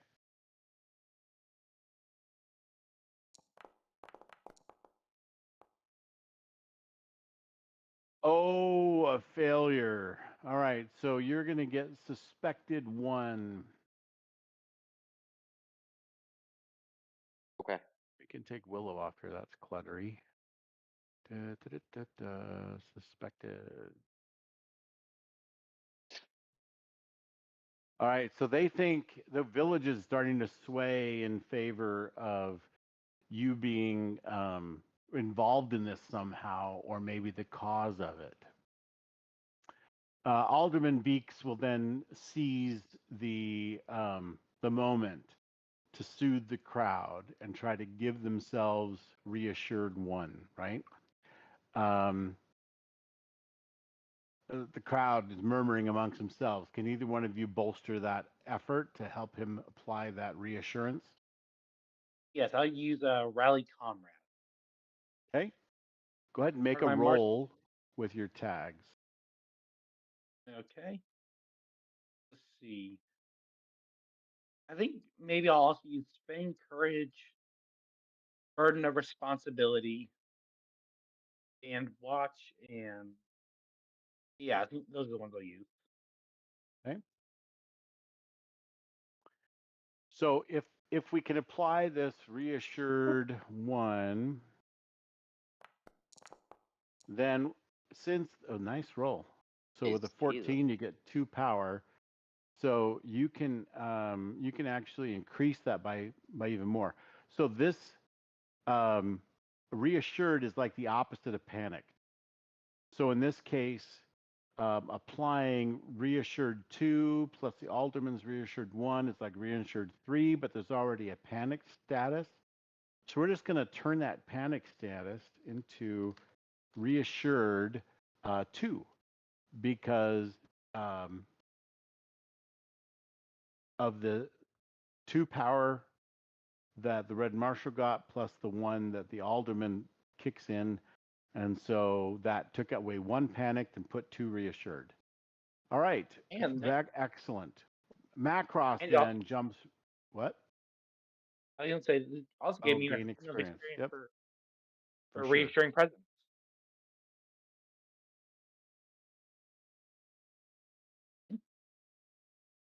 Oh, you also got experience too. I didn't mark that from your other role. Cool. All right. So Macross, of course, begins to spread fearful words through the crowd. And inciting more panic. So he's going to reduce the reassured and counter it the other way. Anyone else have something they can do about that? Apple Picker, do you think there's anything you can do to sway the villagers?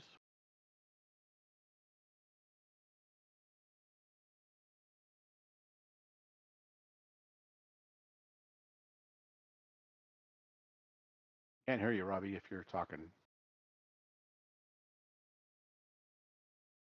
Anyone else?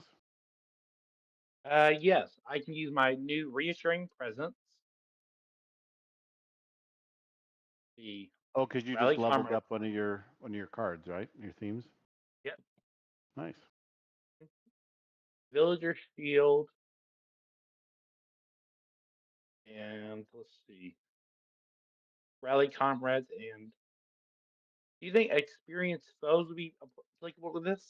Can you hear me now? I don't. Yes, Okay, I good. can. Yep. Yes, they are, or no, they're not. No, I don't think so. Experienced foes is a weakness that would work against you, right? Yes, that's what I'm saying. So These what I are was people in the thinking crowd. about doing. Oh, hold on, Robbie. Okay. Experienced foes would be like related to your martial training as a weakness. Like you're up against someone who understands your martial training and can use it against you or defend against it in some way. So probably not that. I think you've got those a villager's shield. Mm-hmm. How do you justify that? Certainly could, but what's in your mind? First of all, I'm trying to protect the wise one from being burned, at probably mobbed and lynched. I'm also trying to protect all the right locals now from they're trying to panic the crowd. Macross is talking about, oh my gosh, the world is coming to an end. We're going to be swarmed by these soggy undead creatures. And Yeah, I'm trying to stop them from panicking and forming a mob and doing something very stupid. Sure. So you could use rally comrades because that's a way you bolster the troops. You could certainly do that. You do have aspiring local hero working on you there. Everyone kind of looks up to you for that. So I think those are all pretty good. Yeah. Anything else? I think that covers it. Sure. Because you're a red marshal. Yeah. And do you think burden of responsibility? That would be a negative for you, right? So, yes. Yep. You could use that. Okay, I'll do that then. Like you may falter in your persuasion because if you screw this up, it's going to be bad, right? Yeah, mobs, lynching, exactly, panic, riots. Mm-hmm. This is it's also probably the first time I've had to deal with something like this. Right. All right, give it a roll.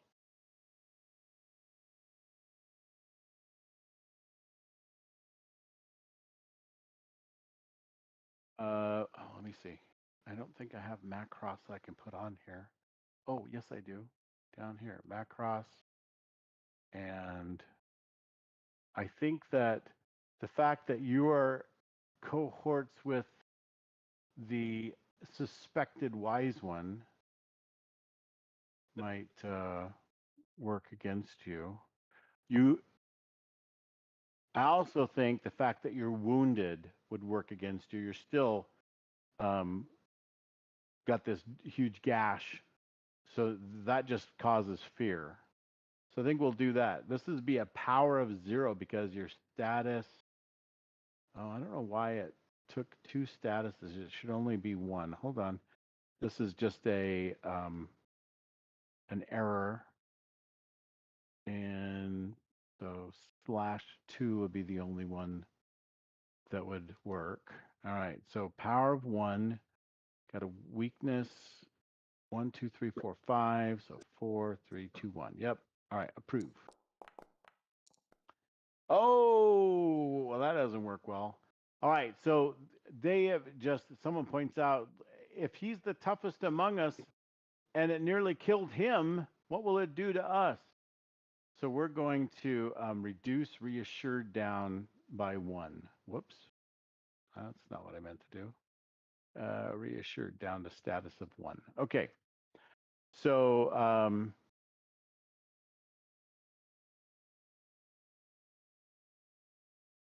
Alianora bangs her sword against her shield and calls for action. She wants to rally the villagers to not be afraid and instead die on the battlefield. Die fighting for something worth dying for. Oh She's boy. trying to rally the troops. I really don't have anything to offer. Why not? Because you think no one pays attention to a orphan in the village? No, I'm resourceful is only thing I could throw there, but I don't know what it would You're Ravenholm raised. You What about are. unkept charm? Well, I You have unkept I charm. used up my seeking kinship, so that's out. Correct, but you have unkempt charm.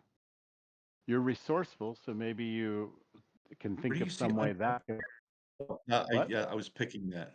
I was choosing unkempt charm. Okay, but how did you get resourceful? You didn't get enough experience to open a new tag, right? Where do you see that? Resourceful under Scrappy. Resourceful is checked. That should probably not be checked. You've been editing and like selecting by accident. Okay. So you don't have that tag just yet. You need to get a couple more experience points, and then you can improve your theme Gotcha. That's how that with works. that other Okay. tag. Yeah. Gotcha. But you could. Prankster and Rascal's not going to help you. So unless you found some way else to create a tag that would be helpful, then yeah, you have 2 good tags, I think, that would help just in standing up and trying to, emulate the Red Marshal for a moment and, hey, but I'm a little kid and I'm not afraid. You guys shouldn't be afraid either. Come on, we can do this. That kind of thing. So you're Ravenholm Yeah, raised. that would be And have been that'd have been what? seeking kinship. Maybe. But also you have unkept charm. You're nice and strong. Remember that time you gave me a whooping? You can give that other guy a whooping, that kind of thing. So you could actually play into trying to convince the villagers to to go along with either heading out with pitchforks and torches, or staying at the village and just Well, it would be like a bolstering the Braveheart. defenses. That would be like a Braveheart, pump them Sure. up, but I don't have any Yeah. charisma here. What do you think unkempt charm is? Yeah, okay, so that's what I would use then. Sure. And then you may say, anybody want an apple? No. So now, how is that a power of 4? Well, it's not. How do you get power of 4? I opened it up and said, roll dice, power of 4.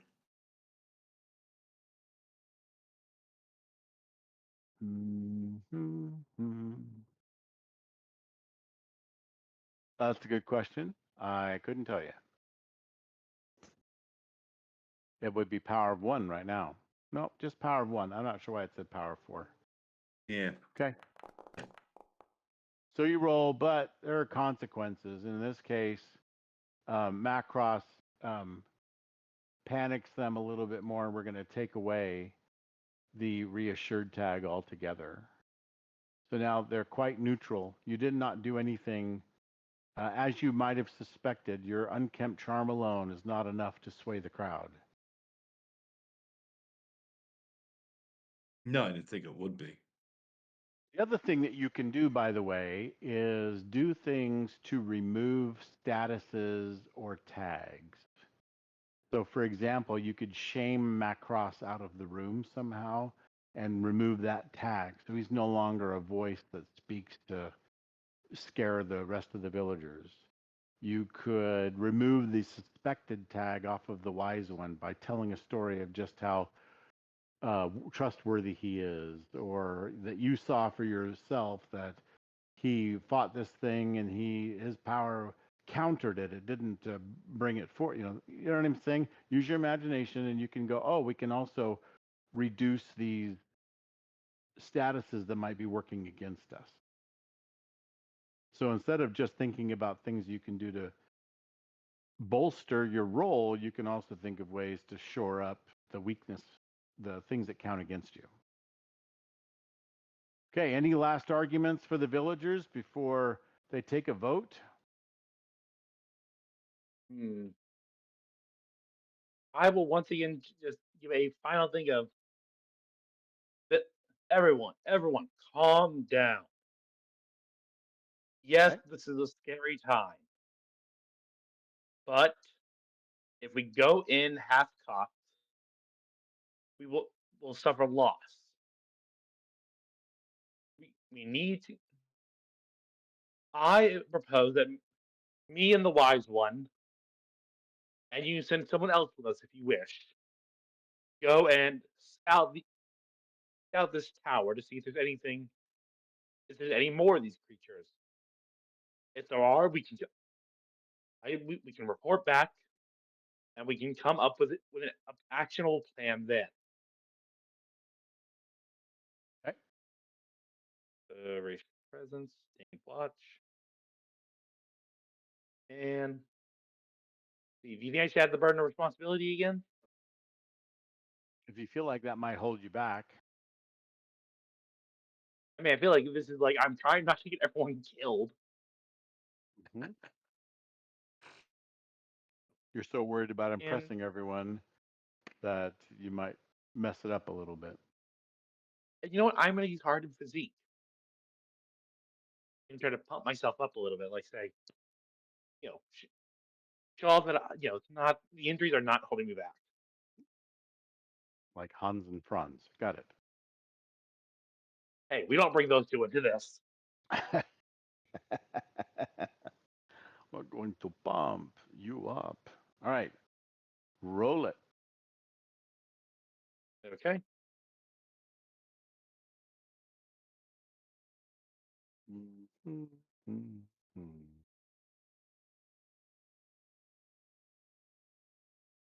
Okay.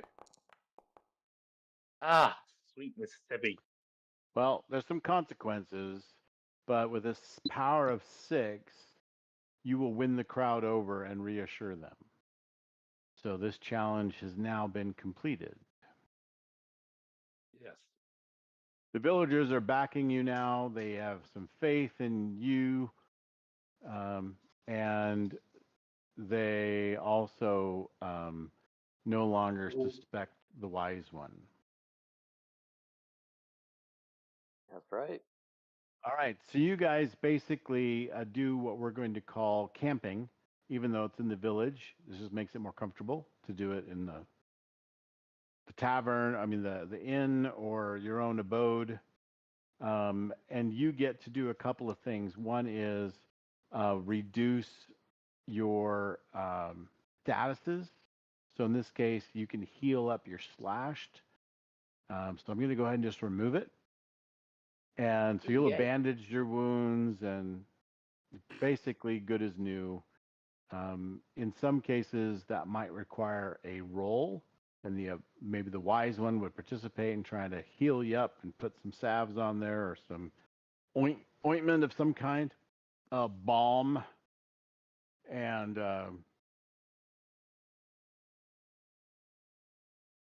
some such things. So you do that, and you also get to now apply one experience point to a theme that you think really played out as a strength for you.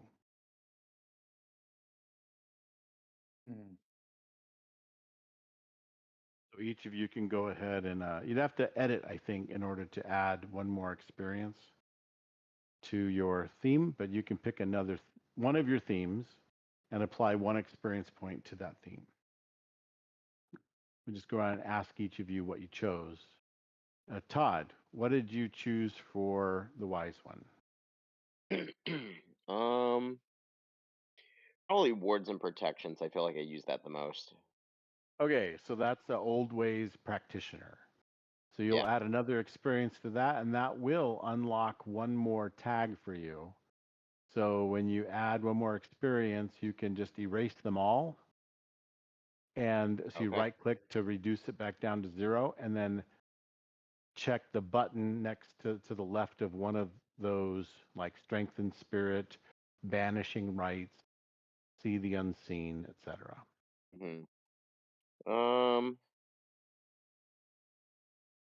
Okay, so you start with see the 3 unseen. and you end up getting experience of 3. Gotcha. Yeah. So Apple Picker, you can choose which theme you felt like played a big part so far in this adventure since the last time you camped. You can also choose to unburn a tag. If you have a burn I definitely tag, want to unburn Seeking Tension.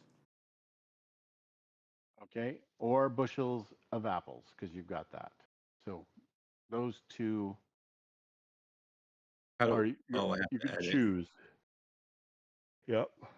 And then alt click to unburn it. Yep. Okay. So there you go. All right. So now you've reloaded your apples.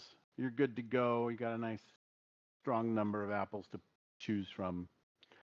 And yeah, so Now with very one good. experience on Scrappy, shouldn't I have lunge at them? Isn't that one that should be available to me? Because I have one experience. Yeah, so we're gonna edit and then check the next box of experience. You regular click to increase it by 1. Do you want me to do that for you? I got it. No. Okay. Cool. Red Marshall, what did you pick? I'm picking my martial prowess tag.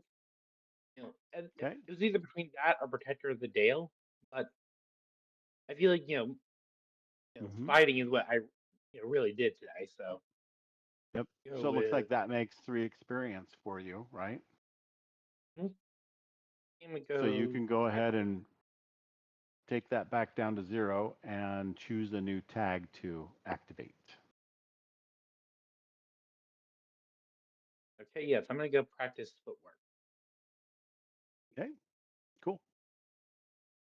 So that's how character advancement works. You improve your themes, and then there's some more advanced character advancement, which is to replace your themes, where you level up your whole theme to the next level, and then that gives you a level of might. So a whole new set of rules to go with that, but basically it just kind of gives you a scale of +1 on everything you do, because your might now plays into it, like because you're 1 level higher.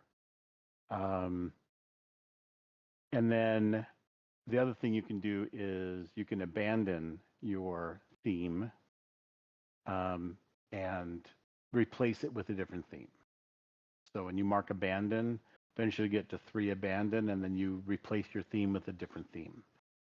Themes are created, by the way, using what's called a theme book. And a theme book has questions A through J that talk about that theme. So if it's the personality theme, then that you would use that, and it asks you, what is the main, thing about your personality that stands out the most. So that would be, I think someone has a personality trait, right? Apple picker.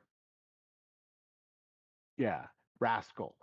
Okay. Yeah, So that's that's the A question, and that's the answer, rascal. So it will have other questions that you then can pick and choose what you want to answer to be your next theme. So you don't necessarily have preloaded tags. You may answer them as you level up, as you improve your theme. You can just go pick a new question and come up with an answer for it.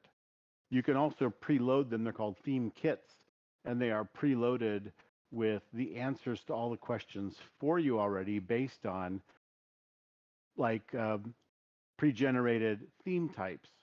So, for example, what's kind of cool is you can, if you want to, use the pre-generated themes. Let's see. One of them might be, let's go down here to, hold on a second. So a skill or a trade. So some of the theme kits for that are like artisan, blacksmith, hinterland tracker, sleight of hand, skirmisher, homesteader. And they have all the themes and weakness tags already picked out, and you just choose from them. They're already picked out. So, for example, if you were looking for personality, there might be curious, gruff, heart of gold, jovial disposition, practiced liar, rumor monger. For the people theme, you may be a battle rider or beaverkin or a caravan folk or a Highlander or a Sylvan elf or a witch blood. And those tags are already kind of lined up for you so that you can have like classes or races, right, that are like this. So they're kind of already pre-done. So another theme is to have a past, and that would be your past is part of your what made you who you are today in a big way. So maybe that's cursed, forged in war. Maybe you were a soldier and now you become an adventurer, but you have this soldier experience, but also the soldier's weaknesses like dishonorable wartime acts or avenging kinsmen or nightmares or an old injury. Those things might play in, right? You could be well traveled or a mystic pilgrimage or last of my kind. So all of these are like pre-generated ideas of the ways you can use the themes. So you can just grab one of those and say, oh yeah, I like the ailing wise elder, or I like the ritualistic circle, or becoming a knight as being your devotion. So you grab the devotion theme kit for that. So you can actually make a character by looking. So there, let me go back a little bit. For example, there is what are called tropes, and a trope is theme kits that are already pre-packaged in packages of 4. So, for example, to be a consecrated cavalier, you would take a duty theme called Oath of Allegiance. You would take a possessions theme called Horse and Panoply. You might take a prodigious ability theme that's Formidable Weapon Master, right? And then for your 4th one, you choose Blessings of the Goddess, Landed Noble, or Heirloom Longsword. And grab one of those, and now you're a consecrated cavalier. So you can that's a whole class set up, but you still get lots of customizations because you choose which tags out of there. But anyway, there's a lot of flexibility even with just tags and the suggested. They can give you examples, and you can just grab those and use them. So to make any kind of character you want, including something that looks like it's right out of Dungeons and Dragons. All right. So we head off to the sunken watchtower. You've had a chance to recuperate. You've had a chance to kind of pick and choose your. So if you want to, you can go edit your backpack now and choose 3 items to take with you to the sunken watchtower. Those will become tags that you can use. These are tags that you use up, though. All righty.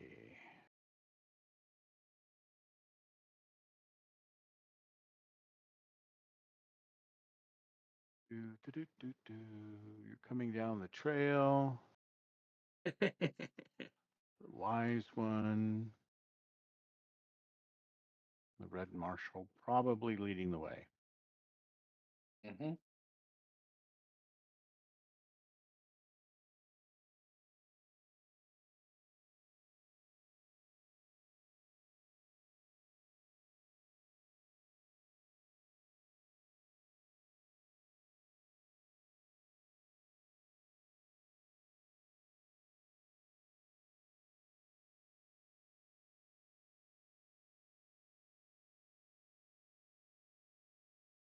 You still here? I am. Yeah, I'm still here. Mhm. Okay. Okay. Okay, good. So you head toward the sunken watchtower. As you make your way to the sunken tower, whether by following the tracks of the Wakened Sentry, of which you will find some, you chose to just go straight there because you knew where it was. You begin to ascend the chain of hills that enclose the valley of Ravensdale as you make your way on the forested mountain trail. They lead behind the you leave behind the golden barley fields and chartreuse orchards that stretch far into the distance under the ominous gathering clouds.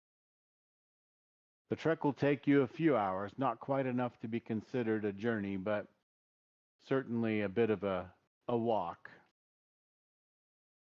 When you arrive at last, the dense woods give way to an old ruin. And here you see the sunken watchtower.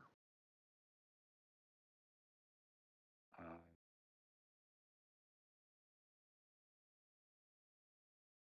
there are footprints and tree limbs chopped with a sword that betray this is the place from which the Wakened Sentry emerged. And the foul smell of the pond confirms it, as it smells a lot like that sentry did. As you peer into the impenetrable cloudy water, you know it's at some level the answers are at the bottom. Mm.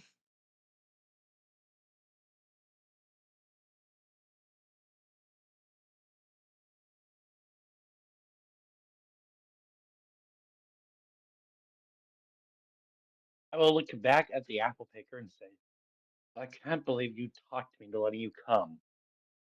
Hey, what now? He said, I can't believe you talked me into letting you come. Please, old man.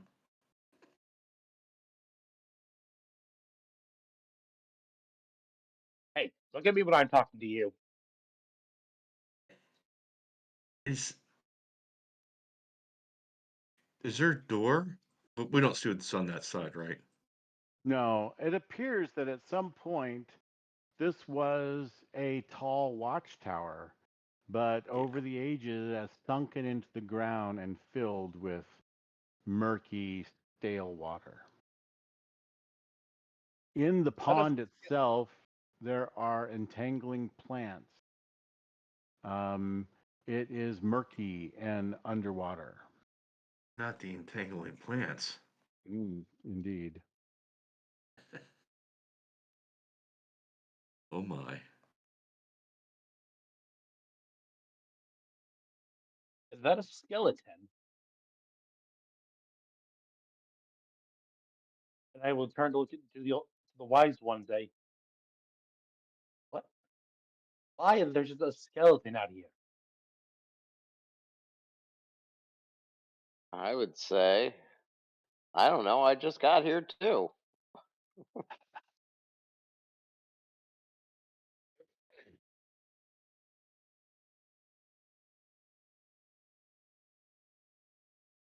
Well, I hope it isn't anyone we know.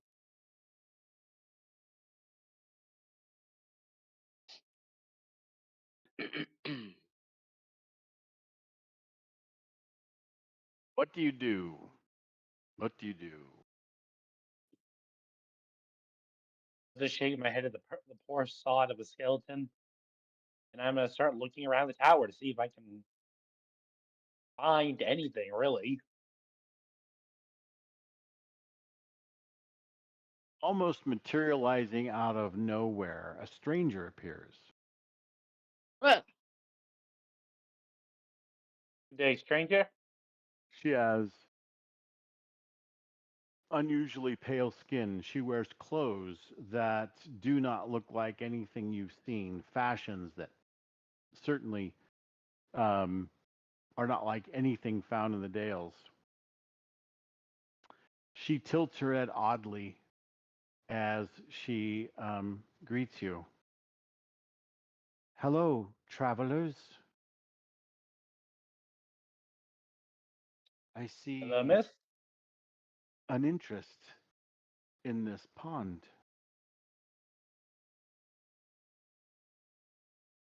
You could say that. Some strange happenings. We're getting on about late. Although, speaking of which, may I know who you are?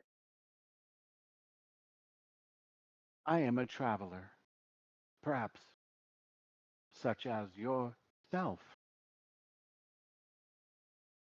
I would also have something from this pond. I will pay you Oh, if you retrieve it for me. and what is it that you're after? A simple white opal.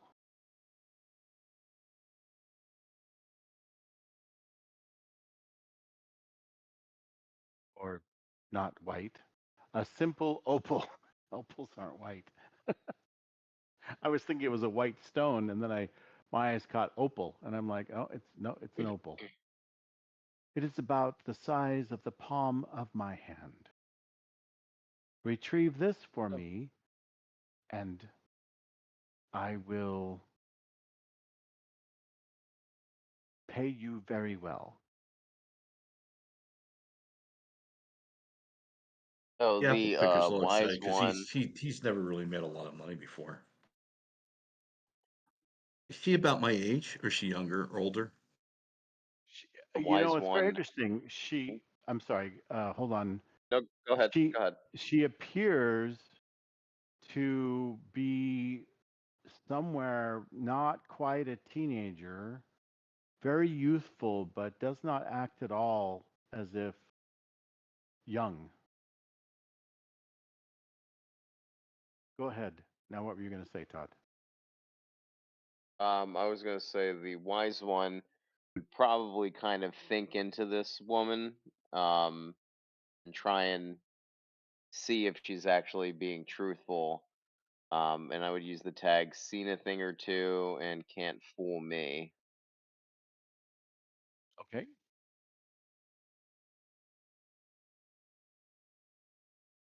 Mhm.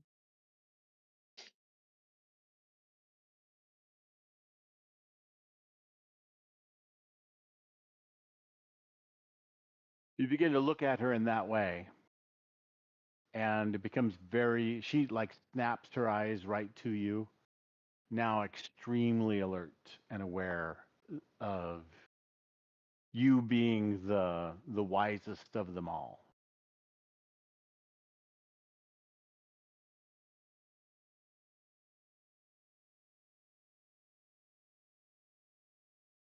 All right, I'm going to reject that for a second, and I'm going to put, let's see, we're going to choose mysterious to work against you,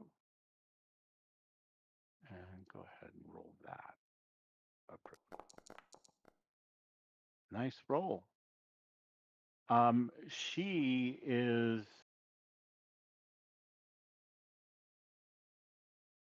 um,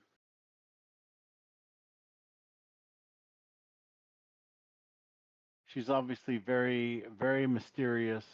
You don't know much about her or where she's from or who she is. She has this very almost white, not gray hair, like not even like platinum blonde, but just this odd white color that you've not seen much. With one power, what is it you're trying to do here? Just see What if she's at? being honest. I guess to see All if right. she's being deceitful or not telling us something. Okay, that's fair. Um, yes, you feel like she is being honest, but she turns to you and she tempts you with the promise of something that you want.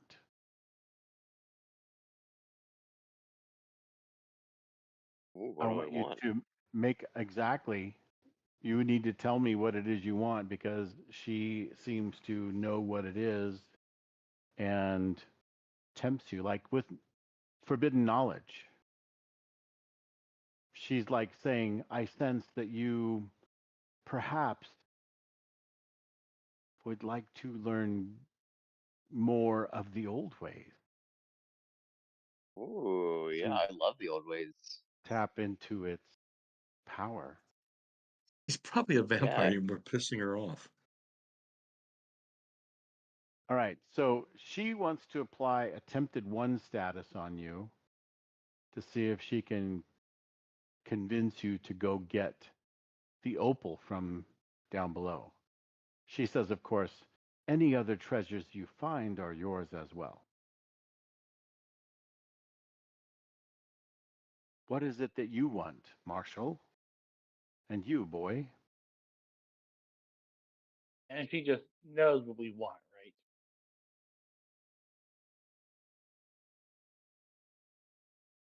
Something more than prestige?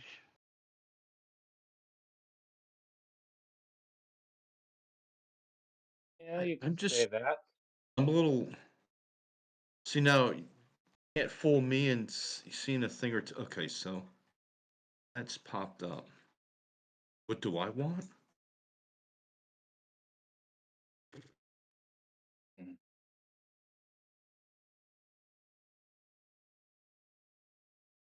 He's just kind of here for the ride. I guess, so what we could say is seeking kinship again. Okay. A home. And finders keep, no. Hmm.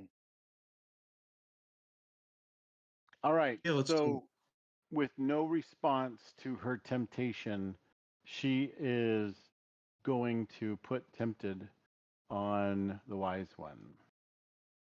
I rolled the dice. See what Okay. happens. You think anything else, Jim? What's More that? stuff? Does this look good, or should I add anything?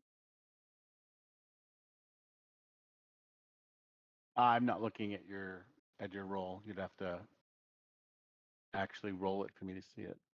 There it is. Okay. All right. So first we have the apple picker with a power of 1 using seeking kinship. Didn't you burn that? No, I unburnt it, remember? I thought you unburned bushel of apples. I thought I could unburn both of them. Okay. We'll say for tonight you can. All right. So with a 5, that's still a miss for you, sir. With a 6, you are very tempted. Yeah, you want those things, so I'm going to add tempted to you as well. But That I'm going means to I add get an closer to her. extra. I'm going to add an extra level to it because of your failure.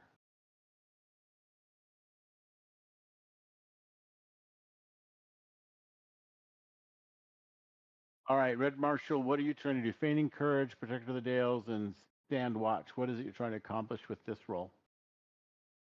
Trying to I'm very suspicious of this lady. Okay. We came looking for. So it's mostly just trying to resist whatever she's trying to do to us. This Okay. is a natural suspicion of someone I don't know. Mhm. Sure. So, 3 power, you can apply a status to yourself or others. You can apply a tag and a tier 1 status, or just a tag. What do you want to do? Okay, so I'm gonna go with I'm gonna apply a tag and a tier 1 status. Mhm. So and can I apply the tag to myself? Sure, if you want. I mean, you can create a tag, but the tag is a thing. It's like a noun. Okay, so watch. Yeah, I think uh, watchful. I think you call it. Okay. Well, it's more like a status. That would be a condition. You're very watchful, like alert, right? Mhm. So that would be a status, and you can have up to a tier 3 status, depending on how you want to spend your 3 power. Let's see. So I'm gonna spend. I'm gonna go for a tier 2 watchful status. Okay. And then that's all you can do. You don't have enough power to do, unless you have a secondary status. I was gonna try to apply something to the wise one. Try to wake him up from whatever. Try to pretty much remove tempted.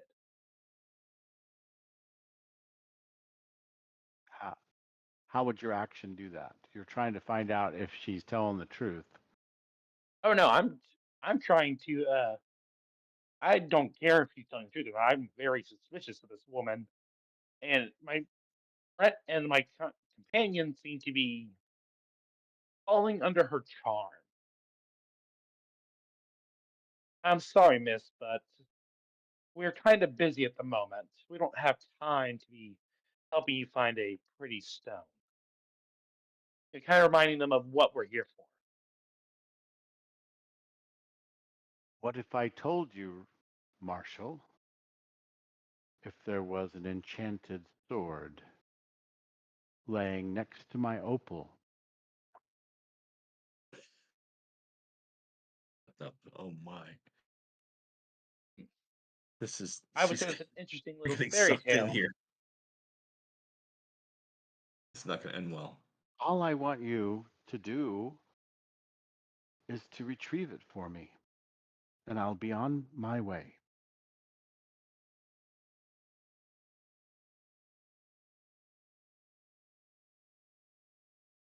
I'm sorry, miss. As tempting as your offer is, we are quite busy at the moment. Would you do it for 100 monies? It's not established what money is in this game, but 100 gold? 1,000 gold? Diamonds? I can give Ooh, that- any of those things to you.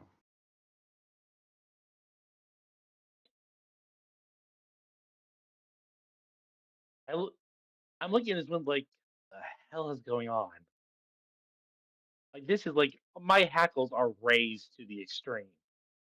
I I'm sorry, really man. don't want to go into that water. I'm just asking someone else to go in for me. That's all. And so me and my companions be more than glad to help you, but first we need to solve our current issues. What is Maybe we can that? help you in. Perhaps I could help solve it as payment. I I look directly at the wise one like a little help here, dude.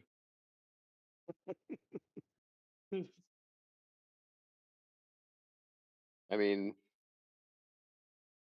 I think at this point the wise one would be fine in just helping out because he'd be more interested in the reward.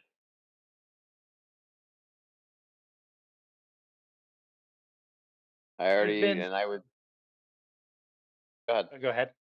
No, you go first. I was just gonna say that, I've already seen her as being truthful and honest. Yeah.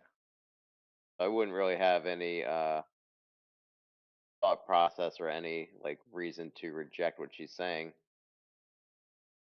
I think Then you're obviously down for this. Yeah. I will turn to the apple picker to see what.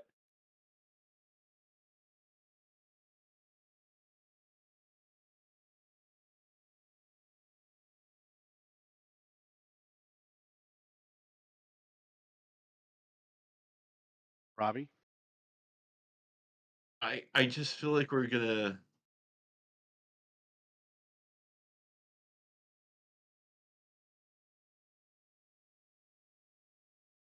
she Really looks nothing right we. at you. She looks right at you, boy, and she I says, know.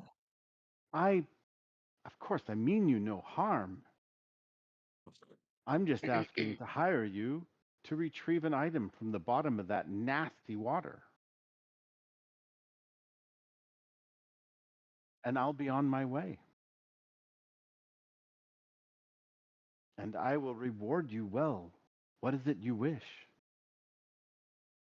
What will it take to strike a deal? Trust. What can I do to win your trust? Hmm. Do I feel like she's like got some kind of magnetism on me? No, she's Oh, odd. She's a strange person. She's she doesn't even talk this normal. Her speech patterns are a little broken up a little bit. You, maybe you've heard that as she spoke. She tilts her so head in odd ways when she talks, like a dog. I'm gonna use unkempt charm and say I'm gonna go with what my elders say. Okay, so you don't need to do that unless you're just trying to like if mitigate the temptations. If that's what you're trying to do, like oh, I'm Yeah, that's what I want to do. okay. That's fine. We'll just call that good. Um, well, let's Okay, roll anyway because you may fail and succumb to temptation as it is. go on ahead. No, you're good. Oh All no, right. that's okay. Yes. Certainly, boy, you're old enough to decide for yourself, but so be it. I do not wish to turn anyone against another. Wise one. He's just not buying it.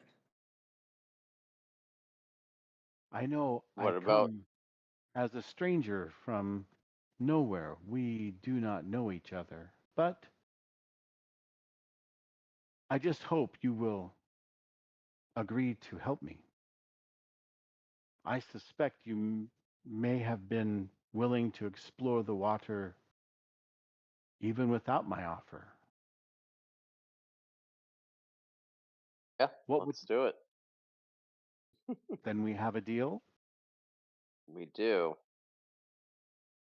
She looks at Red Marshall. Do we have a deal? I see the wise one is kind of just like he's in, and I'm not going to let this old man. Well, we're close to the same age, but this old man going up to the water alone. We have a deal. I'm Young gonna go boy, with whatever you guys say. we have a deal then? Yeah, I got a bad feeling about this. He says underneath his breath. Then we have a deal. And it seems almost like in the back of your mind, a distant bell chimes. I knew it. Ah, damn it. She's gonna suck her brains out. No, you are now bound by your deal. Or we face the wheel. Bound by your deal. If you break the deal, you face the wheel. Perhaps. Wise one. Bound.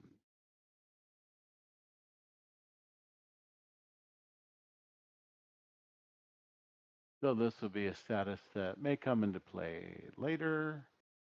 Red Marshall. Who did I put bound under? Didn't go. Red Marshall. Oh, you just have tags already. Bound 2.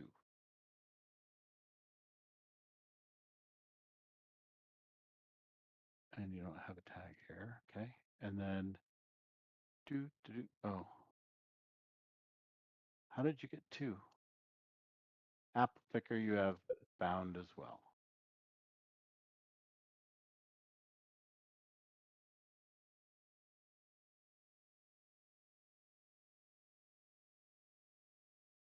No longer tempted. You're now bound. All right. So with the 3 of you feeling somewhat compelled to keep your end of the deal at this point, how do you proceed? Somebody just going to dive in, or you got a plan? Well, first I'm after very just tired feeling. Where in the lake is this opal of yours? What? Whereabouts in the lake is this opal supposed to be? Probably at the bottom of the pond.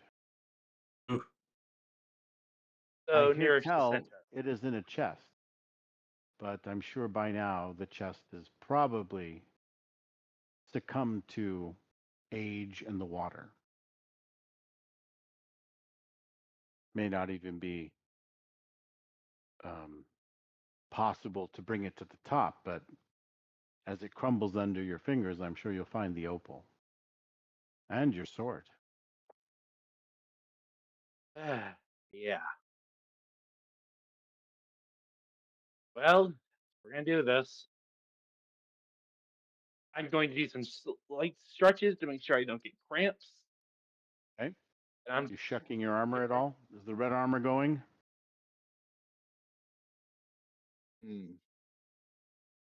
before. Is there anything in the water that I should be aware of? Well, it seems quite murky. It's hard to say. Those plants, don't get caught up in those.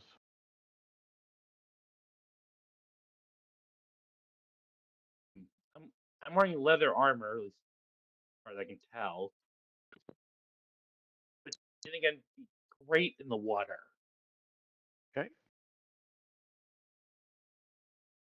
Oh, I will remove my armor. Look at a man who's like there's something in him breaking as he does this. As Okay. piece by piece. You're taking the armor off. All right. Yeah, I do not want this stuff to get damaged. Okay. We are burning your red armor tag. Oh, I guess I have to edit. Edit. Burning the red armor. Okay. You won't be able to use it Yes. to defend yourself. But also probably it's going to be good for things, for actually moving around in the water. Okay. Well, we have run up to the end of our time, but I have a little bit of time I can spend explaining what would be left in this adventure. Are you interested in hearing? yeah. I'm just Sure. curious because Yeah. there's more. I think there's more role playing here that you would have to establish with everyone Yeah. up front. So as the Red Marshal dives into the pond, he would encounter this poisoned worm in the water. Let's see if I can show you the picture. There you go. This is what he would find in the water. Again, corrupted by the miasma that he would find seeping and bubbling slowly out of a crack at the bottom of this sunken tower. Well, he would also find at the bottom of the sunken tower a chest, just as Sorrowbaum described. He would then have to, the 3 of you would have to find a way to battle this poisoned worm and defeat it. It would be defeated either by cleansing it of the miasma, which would be an effort led probably by the Wise One, or hurt. It's not that tough of a creature. It would just take 3 status of hurt or 3 status to cleanse to get rid of it. However, it is a pretty tough creature. It would snap its jaws. It could give you wounded 2 or poisoned 1 based on its fangs and jaws. It could wrap around you and constrict you with constricted 2, and then squeeze, causing crushed 2, which is add to your wounded status as well. So with that, it becomes a difficult challenge, especially underwater, because you would also be acted against by the pond. The pond itself is a challenge in this game, in that it can pose a threat to you by me pushing that you will run out of air soon. And that will inflict a drown 1 status on you over and over and over again each time I bring the pond back into the scene to apply that threat. It could then cause another drown 1 unless you found a way to mitigate that either through magic or through coming back up to the surface to get a new breath of water before going back down to continue to fight the worm, right? So with those 2 challenges, once you defeat those, you do find at the bottom of the well this chest that practically crumbles in decay from being water soaked for hundreds of years. And within is an untarnished sword, opal, and there was something else. What was it? One more thing. Untarnished sword. Oh, a strange vial holding a swirling bluish liquid and some kind of opal as big as your palm. As you look at the opal, it invokes a strange series of thoughts that start going through your mind randomly, odd feelings and strange sensations. And that will cause you not to really want that. But she will take it from you. And if you try to keep it from her, she will take it by putting you to sleep and then removing it from you. If you attack her, she disappears and will apply a curse to you that will cause you to be watched. And this will cause other things to like take attention to you that shouldn't normally take attention to you. Instead of running away scared, they may turn and get aggressive with you, etc. So that would be something else that would come in. So anyway, that's the whole demo, is getting through there. It ends with Sorrowbomb leaving with the opal and leaving the heroes behind with the sword and the vial, and the end of the story. So lots of open ends, loose strings, if you will, where who is this Sorrowbomb? What's this miasma, etc. So my Monday night group decided to continue the adventure to investigate the miasma and what its source was and how is it corrupting the water and perhaps other things throughout the Dales. And so that took them to a deep underground shrine under an abandoned village. And they ended up going into this strange complex and having to take on this corrupted machine, basically, that was pumping the miasma that was coming from somewhere else, but pumping it to throughout the area. So they were able to take on this weird machine and beat it. And then that ended that part of the adventure. They created their own new characters, and we started over again.